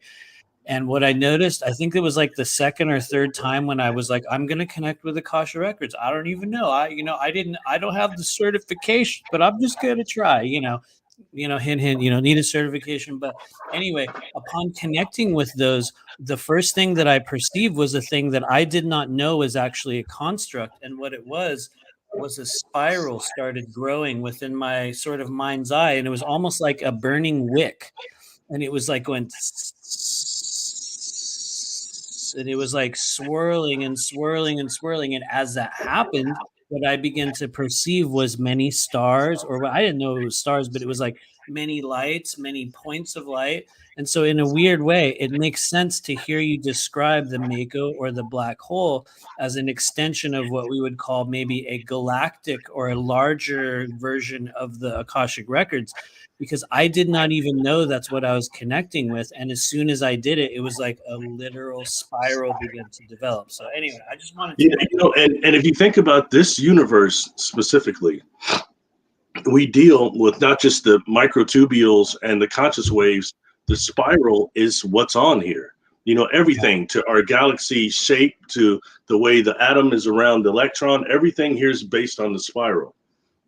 And you've seen some of the illustrations I've showed before of this craft that I was actually on board it at one point, but it started off, it looked metal, like quote unquote a saucer Pleiadian type craft. There wasn't Pleiadian, but I mean just that type of a kind of look. And then it morphs on me into these types of living crystals. What actually J.J. Hertog in his book Keys of Enoch calls a tripyramidal Merkaba. And they've got illustrations of it. First time I'd ever seen anyone talked about something I'd seen. Okay, but I'll tell you, but seeing this craft do that, witnessing it pushed me to the limit. Okay, perception wise, but now I can say this was a craft that was doing a shift and opening up, going into another universe, and it was changing its configuration to match its destination, which is in another universe. Something probably not based on the spin like this universe, maybe something based on the crystal, on the pyramid, who knows, on amorphous metals, but it's going somewhere else, and it's making a pattern of configuration to match its destination. I couldn't understand that at first, man, but that means what the craft is capable of doing and all that. It just threw me to a whole nother level, you know what I mean? But at least I can tell you what it was now. Yeah. Oh, that's a trip. So it was reconfiguring its makeup so that it could pass through this cosmic web and enter other realities. And I'm gonna, wow. How are you doing on time, by the way? I have a couple other questions, but I don't want to. I'm still with you, man. I'm good, man. Yeah, yeah, thank you. I'm going to switch to a question from our audience, and I also want to say hello, everyone in the chat. I've been so caught up in this talk with Barry. I don't want you guys to feel like we're ignoring you. We love you guys. Thank you. And I'm gonna grab one of their questions because somebody asked this. It just went by my screen. And we have talked about this at many different intervals, but we're being requested to talk about it again. Anything you want to share on insectoids? Lakeside Laura had a nasty encounter. Some people have. For some reason, I have not had that. I'm open to having it if I need to, but I haven't yet. So Sure. Hello, Lakeside Laura. Thanks for the question. I was afraid I was going to get onions thrown at me for skipping off topic too much. oh no, it's beautiful. You're in the right place. Like for me, the insectoid that I dealt with, he looked more like a grasshopper with milk-colored eyes, no antenna. All right, with proportions similar to mine. And this insectoid felt like an ancient. All right, and that goes contrast to what I was, it goes against what some of the mantids we hear about a lot. And a lot of the mantid encounters I hear about are negative. They're not all positive, definitely. Things about them doing things of messing with people's souls, trying to put people's souls into clone containers and things of that nature. Yeah. I've heard a lot about that. All right. And another type of insectoids would be the bee people, what the Hopis called the bee people, which were supposed to be humans from the future, where there's some type of or is it from the past? I guess depending how you look at it, they're involved in a cataclysm and had to go underground. And after so many generations, they started developing insectoid features. Yeah. Okay, and that goes kind of more into that there. And the bee people were known to be helpers also. But then you've also got what's called the Trontiloids that Linda Moulton Howe talks about. And, I think they look like some type of a big beetle. There's only illustrations I've seen, but they're supposed to be extremely hostile. Heard nothing but negative things about them. And if you look at something, those guys. Yeah. If you look at something like, I'm going to get geeky again on entertainment references, but if you remember Jeff Goldblum as Brundle Dash Fly, remember? He started getting real kind of me out, man. That freaked me out, dude. I remember seeing. I was too young. I was too young to see the Fly when he started changing. I was like, oh man. but that's kind of, as he was saying, insects tend to be kind of hostile and kind of very non-emotional. Now, something I want to take and correlate that with also, and this could probably go negative or positive like her experience, but something about when our vibration increases, I think that sometimes it can become insectoid-like. I've encountered intelligence that was non-physical that felt insectoid-like. And I'll take that and kind of, correlate that with the episode of Star Trek, the original Star Trek, where Kirk and them, they beam back up to the ship, but on the planet, there's like this bug. Kirk thinks there's a fly around him. And he get back on the ship and he's telling Spock, he goes, the insect life came up with us. And they're saying there's no insect life, Captain. And you see his coffee kind of mixed, and then he drinks it, and everybody starts getting really slow. And then this woman comes up and says, I like kissing you. We didn't know I was there. We move so much faster vibration than you all. And so he's moving around the ship, and everybody's like, just like in almost standing still. But he discovers a bomb on board, and he tries to make what they call math? Was it data tapes?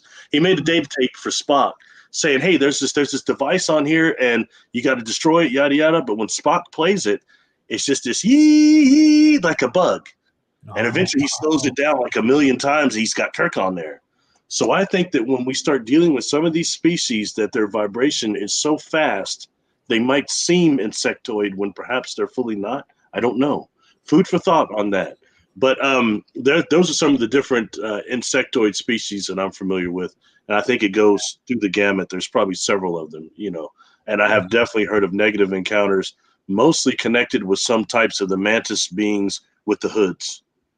Oh, I have not seen a mantis being with a hood. I've heard of them, though. Very, very interesting. I've heard a lot of crazy stuff where they kind of take people's body parts off and put them back on. And like you were saying, cloning things. Oh, very, very interesting. There's a thing that experiencers talk about, and Linda Moulton Howe wrote about it in that book, Glimpses of Reality, I believe it was.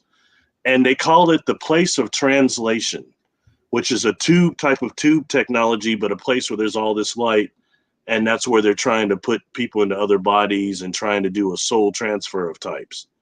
And I've heard about that a few times. And it makes me wonder, like the engine I experienced that I talked about that can heal human flesh, when you start getting civilizations that ruin that type of technology, or like I was exposed to a helmet once that they said was for a frame of reference. Huh. And then later they're telling me, be careful that can be used by lower beings to deceive people.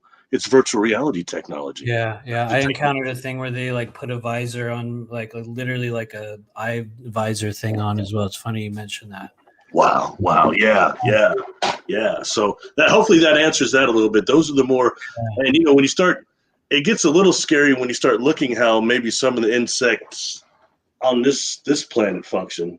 Things like the wasp and things of that nature. Even the solitary ones. It's food for thought. So I'm sorry that you had a negative encounter. But, yeah. Me too. Although it seems like a lot of people encounter the negative version of those guys. She's more common than not with insectoids. Yeah, I also enjoyed hearing you say the word trantiloid. I have not heard very many people reference that type of being, very, very rarely. And it was one of the very first, kind of like how you were saying when you were walking down the street and something like just said it in your head. That was one of the words that came to me at the very early stage of my awakening journey, where kind of like you, it's like I wouldn't even be like in like a meditation. I would be walking somewhere, or I would go on a walk at night, or I would be doing qigong in the backyard, and kind of like you, it's like just all these words and things would come in, and they would seem dumb. Like some of it was like, what the hell? Like I've said it a million times, but one day I literally looked up in the sky and I saw the face of a lion. And it wasn't like a cloud lion. It was like literally like a literal, like the face of a lion in the sky. And it was like, I realized that nobody else could see that. And it sounded crazy, but I remember just going like, how, just crazy, crazy stuff. And so anyway, I don't even know why I mentioned that. No. I mean that's important. And, and because it's also consciousness, it makes us doubt what happens sometimes, like maybe that didn't really happen, that you didn't really experience that, and don't, you know what I mean? Things are much more like for example, I've had a lot of encounters, but never one with feline beings. I had been involved with some type of a feline energy that was non-physical, but it was different. Now, I go out to that ranch out there in Washington.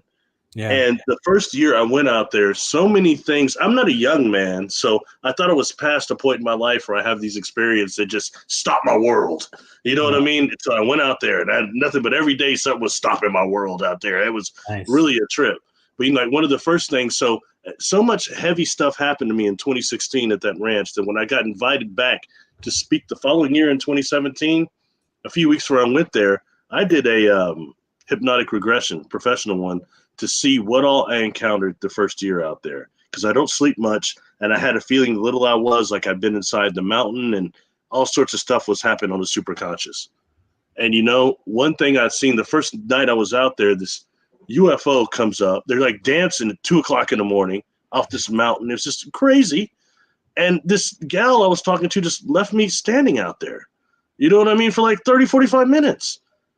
And then later they come out and start watching it too. And I tried to zoom in and kind of focus on it. And I couldn't telepathically fully get through whatever it was. You know what I mean? Yeah. So I wanted to know what I found on what my superconscious recorded. So in this regression, I'm on board this craft. I'm just looking at it. You can do that, look remotely in that way or other ways. But it's a huge being that looks like a bobcat, with the goatee. Yeah. And it's about 7 feet, 8 feet tall, maybe. And it's around this thing that looks like almost a cauldron of like slate and black obsidian. It must have been a control room. Huh. And Matthew, it has on, and the only way I can tell you, its legs are still cat-like. Yeah. But it's got on this jacket. It's a white and gold Swami jacket with a really high collar with the wave gold around. It was tight. I'd wear it in a heartbeat. You know what I mean? But it was just so odd. In a weird way, it's like just you mentioning it. I'm like, yeah. Anyway, go on. Sorry, go on. It's all right. This just word food for thought, right? It made me look at something, Matthew, because one is, okay, I had not experienced a cat being, and I go out here, there it is.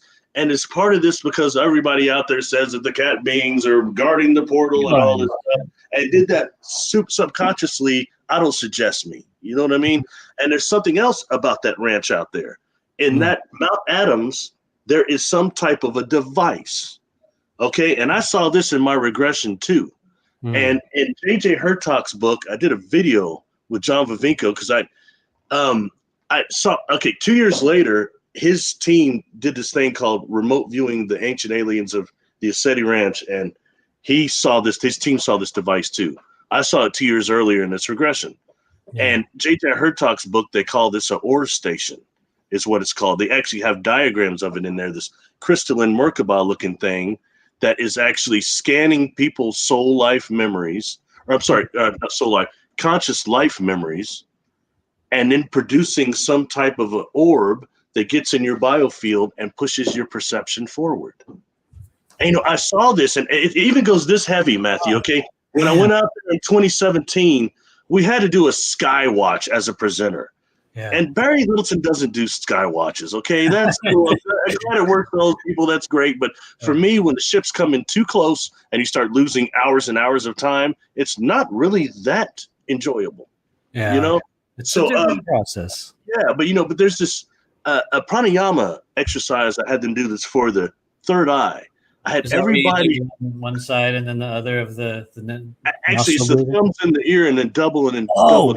Yeah, it's the most powerful one I've ever used. I've done it since I was a kid or since teenage years. And I had everybody do that exercise. I thought it'll give me the extra push because I already noticed on these sky watches, everybody, I went out there with Dr. Greer. He didn't get anything. He's not a real contactee. Yeah, of course. Everyone's going to talk. I hear that. Yeah, that's the way to detect. If you don't get like 10 or 20 ships, you're not a real contactee. You're not a secret space program. Whatever, man. So I said, I'll do this.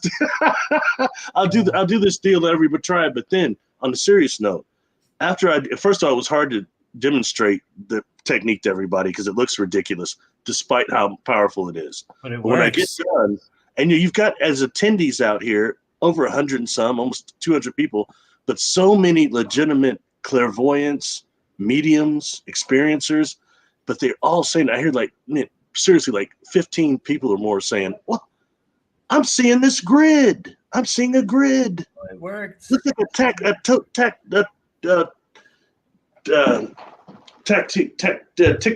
board.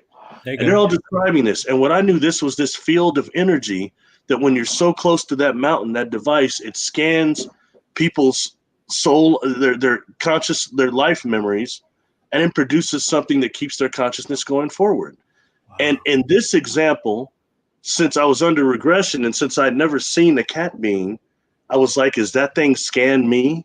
And it sent one of these orbs that actually, it only takes, an orb can be nearly invisible, but if it gets in your biofield, it can activate all the other black holes of your cellular molecules of your body and all sorts of stuff. Yeah. Okay.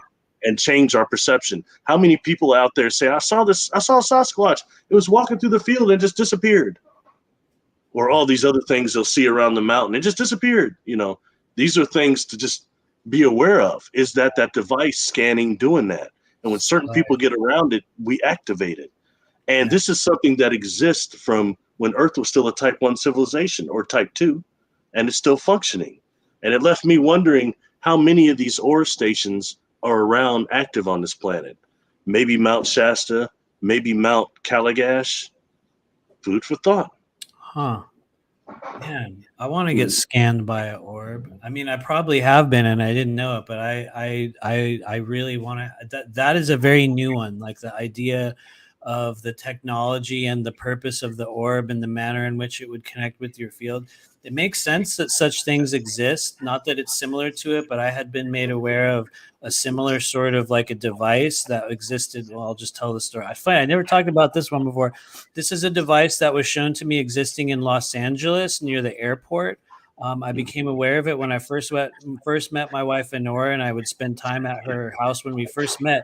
And there was some pieces of technology that had been placed near the airport. And I remember driving there right after coming off of work at the psychic shop that I was at. And I was driving back there at night. And I remember kind of like you were saying, you'll be on a walk or you'll be in a state of kind of just internal focus. And as I looked over at this weird sort of device on the side of the road, this orb-like piece of technology, it was like an instant hit. And kind of like you were saying, this is different though. It scans all of your thoughts, all of the dialogue, all of the internal dialogue or thought forms of everyone in the area. It was a technological version of that.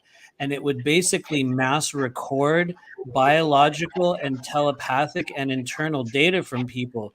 Yet the problem with the device, and this is why in my mind I was like, I wonder if it was actually real. The problem with it that I was shown instantly was that it was not advanced enough to separate the streams of consciousness. It was like a bulk psychic collection device essentially that would record everything in the area, but they didn't know what to do with it. But it was a thing that had been placed there probably years and years ago. So anyway, not to go on a tangent. Similar technologies, from that past Earth civilization. Yeah, it still has remnants all over the place right now. It's fascinating that we still can't explain, but yet it's all denied. It's fascinating. And that, something else, just food for thought again. Something about like out at the ranch, there's that portal that you see in the middle of the Mount Adams. I have heard of it. I've not been there, but I've heard of it. Go ahead. Yeah, and also when dealing with some of the like the crop circles too. Okay, and in this deal there, the portals, like those plasma balls I've been seen making them, but these portals that on the other side, what you've got is thousands of entities all trying to squeeze through at once. Yeah. So that's like you and I trying to put our head through a ketchup bottle. That slim chance at best. I actually believe that's very true. Yeah, but go ahead. Oh no! I was almost done. But when actually those that are actually able to squeeze through from the other side, when they emerge in this dimension, this side of the portal, they come out in orb collective consciousness form. Yeah. Yeah, that's what John Vivinko had said. And there's a video on my channel. Anybody goes, I don't want to keep saying the name of that place. The Blank Ranch experiences I have on there. I'll say it. It's ESETI. I don't care. You don't have to say it. I have never been there, but yeah, it's ESETI. Yeah. Well, it's okay. Yeah. That's cool. Yeah, that's what it's called. I don't think I'm welcome there either. So no worries, bro. We can, it is all good. Yeah, well, I say that I try not to spread any mud in this community, but sometimes we have to be very aware of the individuals we get our information from. Those that are sheep, wolves in sheep clothing, and absolute narcissists that will do anything for fame and popularity. Yep. They'll screw anybody over, really hurt them, and then tell everybody else, their followers, "Oh, love and light, brother. The reptilians got them." Yep, that's all it was. It was. We all see that. I'm sorry for that. I'm only bringing that up because I know you have a real following of people behind you that are both scientific and spiritual, and I hate when people get deceived. So anyway, on from that though. But there was something good before that. What was it? Oh no, I feel you, and that's an important thing to talk about, even if we don't dive head first into it. I think we're at the stage of our disclosure and our awakening journey in which, all of the sort of sources of extreme disclosure celebrity, all of the cracks are showing, all of the distortions are available. As they say in the law of one in fourth density, all is known, all is available, all information is out there. And so really at this stage of the journey, it's up to each person in their own developing discernment to grab onto whatever story it is that they want to co-sign as their version of reality. And I think the problem with that right now is we're living in a community that's like an extension of the social dynamics and the social groups that we experience as children and other stages of our journey.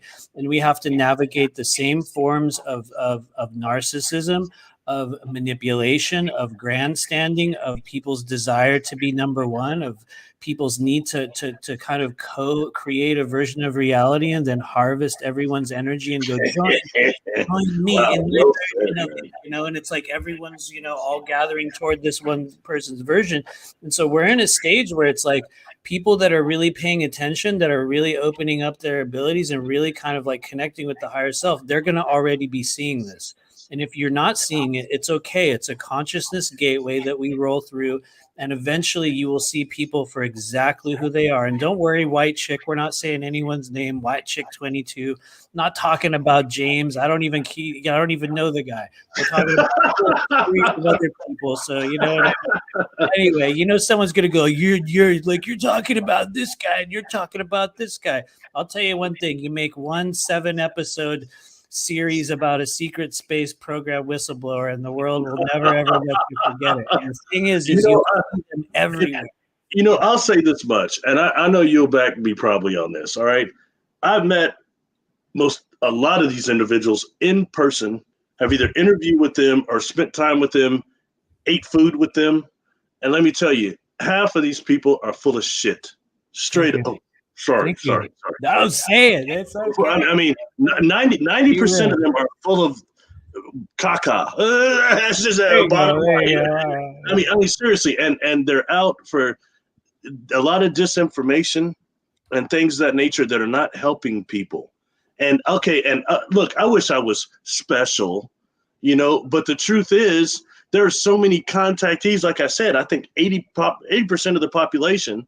And when I go to these conferences, a lot of those people should probably be out there talking before me. Yes. So you know what I mean? So that means that I'm not special. I'm unique, but so is every contactee because we're all different. We're all unique. And this is a time to bring that together, not to try to be some star that's shining and telling people this and that and stuff you've not even experienced. Yeah. Narratives that you've drawn together from hearing other people like us talking and pulling it all together. Oh man. So that's just a problem. And I say that because right now, at that specific time, the last 3-4 days, I've had some good people in these communities that I know that are really trying to do like what you're doing, the right thing.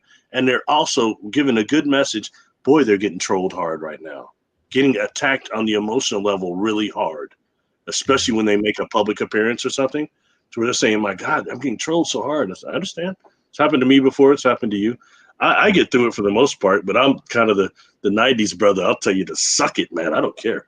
I'm not going to tell you love and light. Would he dog me out? Love and light. Not Martin Luther King. I'm not that brother. He was much stronger. I will tell you to go suck it. Straight up. Honestly, Barry, that is why people love you. That is why you are one of the most authentic and real and down to earth, but also, you know, like within the cosmos, a lot more so than a lot of other people. You've kind of had, you know, well, you've had far worse experiences with the negativity of a lot of these people than I have had.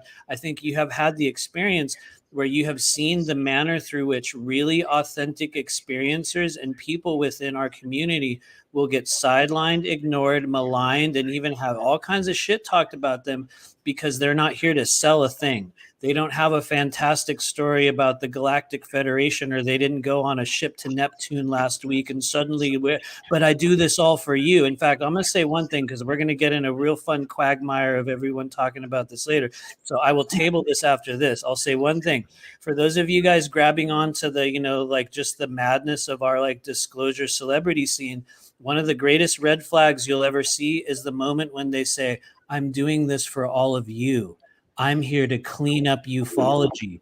I'm going to straighten everything else out. I did this for you. When they start saying that, those are the moments in which you need to realize that they're harvesting your energy and creating not like a cult, but it's a cult of personality in which all of these people will grab onto and co-sign a version of their reality. And it doesn't mean these things aren't happening, but what it means to me is, and yeah, I'm going on a rant on it, screw it. But what it means is we are at a stage of our multidimensional journey where everyone has access to the same information now. We can all contact the same beings. Yes, some of us will have to do more work. We'll have to work on different elements of our journey. We got to heal our wounds, but everyone has the same access. And anyway, watch out. I'll go on and on, but anyway. No, that's well said. You know, like for example, like this, you know, sometimes like even the conferences are too cliquey. You know, and the people that are presenting are starting to be really cliquey. And that you got people that are attendees there. They're spending a lot of money to be there. You know, and I'll tell you, somebody, like no names mentioned, but somebody very, very well known in these communities, we're eating dinner. And I was kind of just tired because it's one of those conferences that I can normally go around. No one really knows who I am until maybe I present. Then I start getting asked a lot of questions and stuff. But I was kind of tired because I've been talking to a lot of people, and they say, "Are you all right?" So they got a little empathic thing on them. I was like, "Yeah, I'm just kind of tired." And they look at me and they say, "Oh, I bet you are, because you just talk to everybody.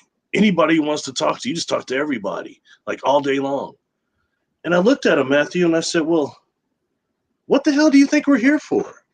To just make some presentation and then be like these stars who go off in the night or something and be inaccessible to these people who spend all this money that are real experiencers, real contactees, real clairvoyants, real mediums?" And you got to be careful. If you're somebody getting up there lying about your experiences, you got a bunch of them out there that know it. And again, food for thought, but I won't go over. Let's go back to it's okay. Sasquatch. This is a good place to have a weird explosive rant and then go, oh, anyway, back to the, you know what I mean? This is. I appreciate your thoughts on that. The way you phrased that was very elegant and on point. So thank you for that. Thanks. I don't know. I've been doing a lot of ranting over these past few months, but I realize the more I do it, people keep showing up. So it's like, I'll feel dumb and embarrassed, but like people seem to enjoy it. So I'm like, okay. Anyway, that all said, I'm gonna close with this, and it's not really closing, but saying, dude, thank you for showing up here and going on this incredibly windy road of interestingness and bizarreness and severity and awesomeness and ancient experiences and all of those things. I know there's a few things maybe that we didn't get to, and that's good because this is evidence that we're definitely going to have you come back and talk about more stuff, because there's a whole bunch of Sasquatch stuff and beings. And honestly, one of the things I was going to ask you about, and we are going to talk about it next time, is the nature of Sasquatch contact. I remember you had even talked about an albino Sasquatch at one point, which I was like, damn. So we will discuss those matters in the future. But one thing I do want to ask you is there anything else that you would like to share or mention? Do you have any events? Do you have any stuff coming up that people can take part in? My YouTube channel is a big one. I do a lot of work on Patreon, and I'll put some videos on YouTube, but there's a whole lot of videos on Patreon too. But those are the two places that I do a lot of work. And I don't think I have any speaking engagements scheduled in the foreseen future. But YouTube, use as many subscribers on YouTube as I can get, because I've been shadow banned like twice. So it's hard to even get my name to come up on the search. I've got 300 videos on there. But that's true. I have actually had to go looking for you. I have to go look for your videos. They don't come in as notifications. I don't know why. Anyway, it is a shadow banning. I didn't even know what that was, but it's real apparently. Back when I go back looking years ago, I used to get something like $5,000-$6,000 or 6,000 views a video.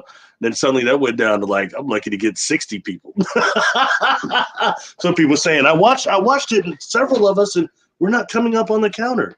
So well, you know what, dude? Hold on. I honestly, maybe you should start talking about your contact in the Galactic Federation of Light and how they just told you that you're now in this new program and no one else is in it, only you. I'll bet if you started talking about that and mentioning a bunch of beings that appeared from some portal, underneath the stairs, you're going to have a lot of people. You trust me, you're going to get invited to every event. It doesn't matter.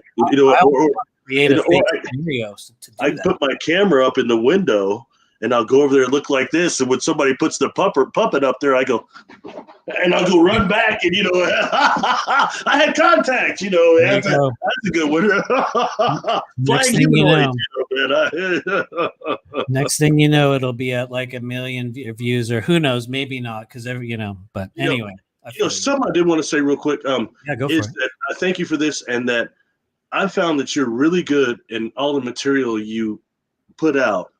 It's non-traditional, and it's not cookie cutter or anything like that. It's original, and it's more abstract thought, and it's what's really needed in these fields right now, because all this, look, just being a contactee is so weird. We don't need to make any stuff up. You don't have to. It's so weird.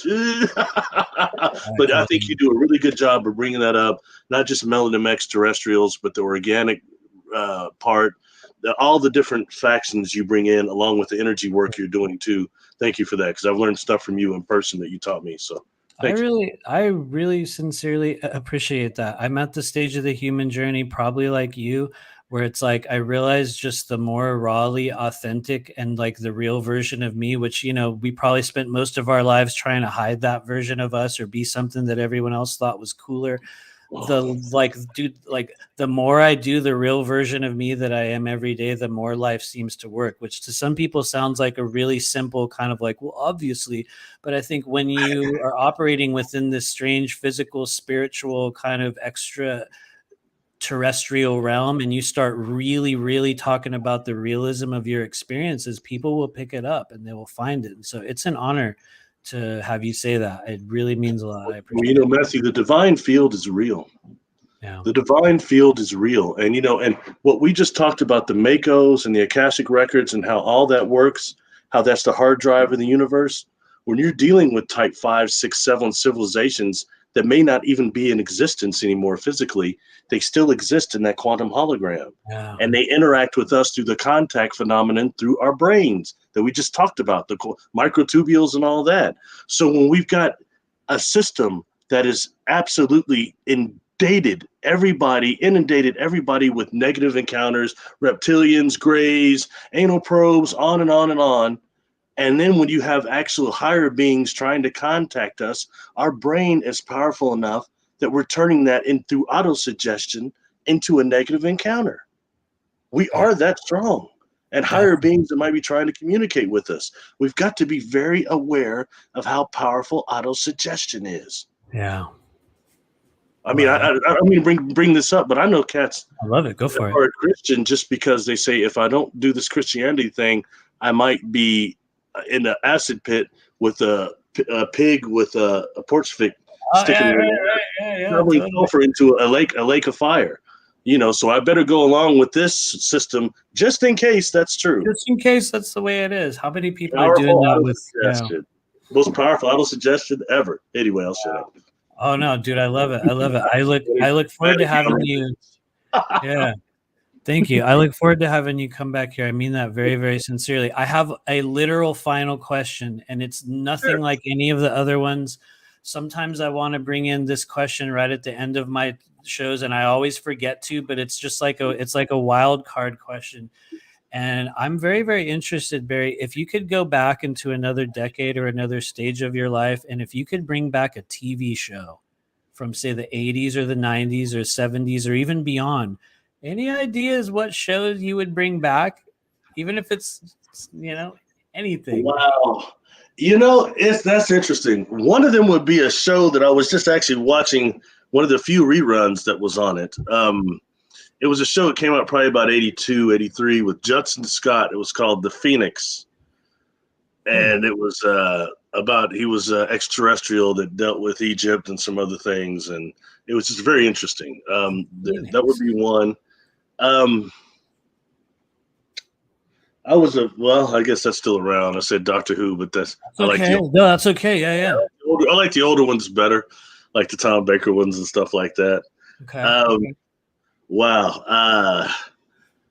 Kind of like Buck Rogers. I met that actor, Gil Gerard, a couple of years ago, actually. Well, he's probably like 90 now or something, right? Bring that one up.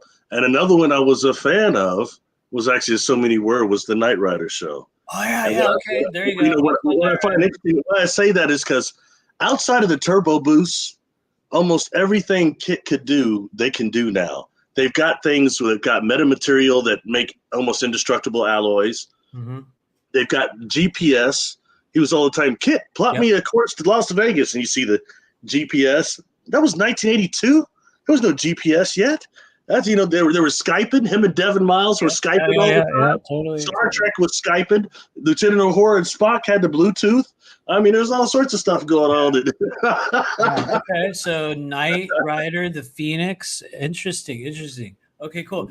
I would probably bring back something maybe people will think it's dumb. Lately, I've been wanting to bring back Alf. Hey, did he eat cats? Yes. Okay. And this is the reason why Alf, because Alf had a little bit of all kinds of, disclosure. He had, first off, he was eating cats. So there was feline beings. Secondly, he was hiding with the human family, so he was literally living on Earth. There was a bunch of other things too. There was a bunch of other key elements of Alf. Well, I forgot them. I literally had this all ready to talk about. It's funny now I forgot. But yeah, no, there was key elements of like Alf that were like so relevant. Even even like the writer of Alf was supposedly in a heroin induced like wave the entire time. He didn't even know what he was writing. He was literally just doing heroin and writing this show. And so there was a lot going on with Alf. That was, yeah, anyway. It's so odd because I was doing a show with Jessica Jones, remote viewer, like a week ago. And they were comparing, because, there's a thing with Sasquatch taking cats and supposedly eating cats. And then the other guy started saying, well, that's what Alf did. And then they were saying Alf kind of looked like he might be a sloth. Okay. Interesting. I didn't know Sasquatch ate cats. Okay, cool. That we're going to be discussing this in the future. So I'll be sending you a message. Hopefully we can do this again. In the meantime, as we prepare to roll out of here, tell us once again, where can people find you? Do you have websites? You got Patreon? Yeah, I'm on Patreon and YouTube under Barry Littleton. No cool names. I've got a website that's barrylittleton.com, but it's been a work in progress for years. I'm not much of a website guy, but there is information there to my other links if you'd like, and I'm probably going to try to pick that up sometime. Okay. But YouTube is a good way. Patreon, Barry Littleton. My email is barrylittleton13@gmail.com. Boom. And thank you for having me on. I really appreciate it. Absolutely, man. It has been an honor. So you guys, please get a hold of Barry Littleton if you're seeking help with getting rid of or just clearing, disembodied spirits. If you've been in a place in your life where you feel like, you got energies hanging around, definitely qualified. Part of me wants to do a session with you as well. I want to know what maybe there, who knows? I don't feel like there are, but you know how it is with stuff, you never really know. So who knows? You might even hear from me at some point. But anyway, as we close, I want to say once again, thank you very sincerely for being authentic. Thank you for being real. Thank you for calling bullshit when you see bullshit. Thank you for experiencing joy and calling out the beauty at the same time. Thank you for just being willing to show up here. And honestly, Barry, I really hope we see each other at another event in the future. Maybe a timeline will shift and somebody will ask us to speak somewhere. I don't know when that'll happen, but the events I've seen you were really good ones. Really good ones. Yeah, thank you. I agree. But anyway, thank you guys for hanging out as well, Barry. I'm going to pull you off the screen as I do our little outro here. Thank you for being with us. And for everyone else, it's been a really fun, long journey. As you might have heard, you guys, we're not going to be here next week, but you can join us on Patreon if you choose. We're going to be doing some kind of more of the private thing with the Blue Flame Collective Patreon group. So that's going to be next Saturday, the 20th. And that's at a different time. It's at 4 p.m. Eastern. So it's a little bit earlier for those of you guys that want to join us. But I look forward in the meantime of hearing about you guys joining up with Barry and really following what he's doing. He's been a person that we genuinely enjoy hearing from and watching over at our house. So in the meantime, please do share this video. If you're on Facebook, you can share it. If you're on, YouTube, please subscribe, hit that like button. Subscribe to Barry's channel as well. And we will be back in the coming weeks. Our next official show, I believe, is on the 27th, which I'll be talking more about that in the meantime. But thank you guys for finding us out here. There's only about 2 billion live streams going on YouTube on Saturday night. And for some reason, of all the live streams in all the world, you guys made it over here. And I'm very, very grateful for that. And so thanks for hanging out with us. And yes, we're going to be back in the future. In the meantime, stay out of trouble, you guys. If you see a portal off in the distance, you don't have to enter it. But if I was you, I would, just to see what happens. So in case any portals open right after this show, I would just recommend maybe just stick your head in and see what's over there. You never know what you might find. I love you guys, and we'll be back in the future. Take good care of yourself.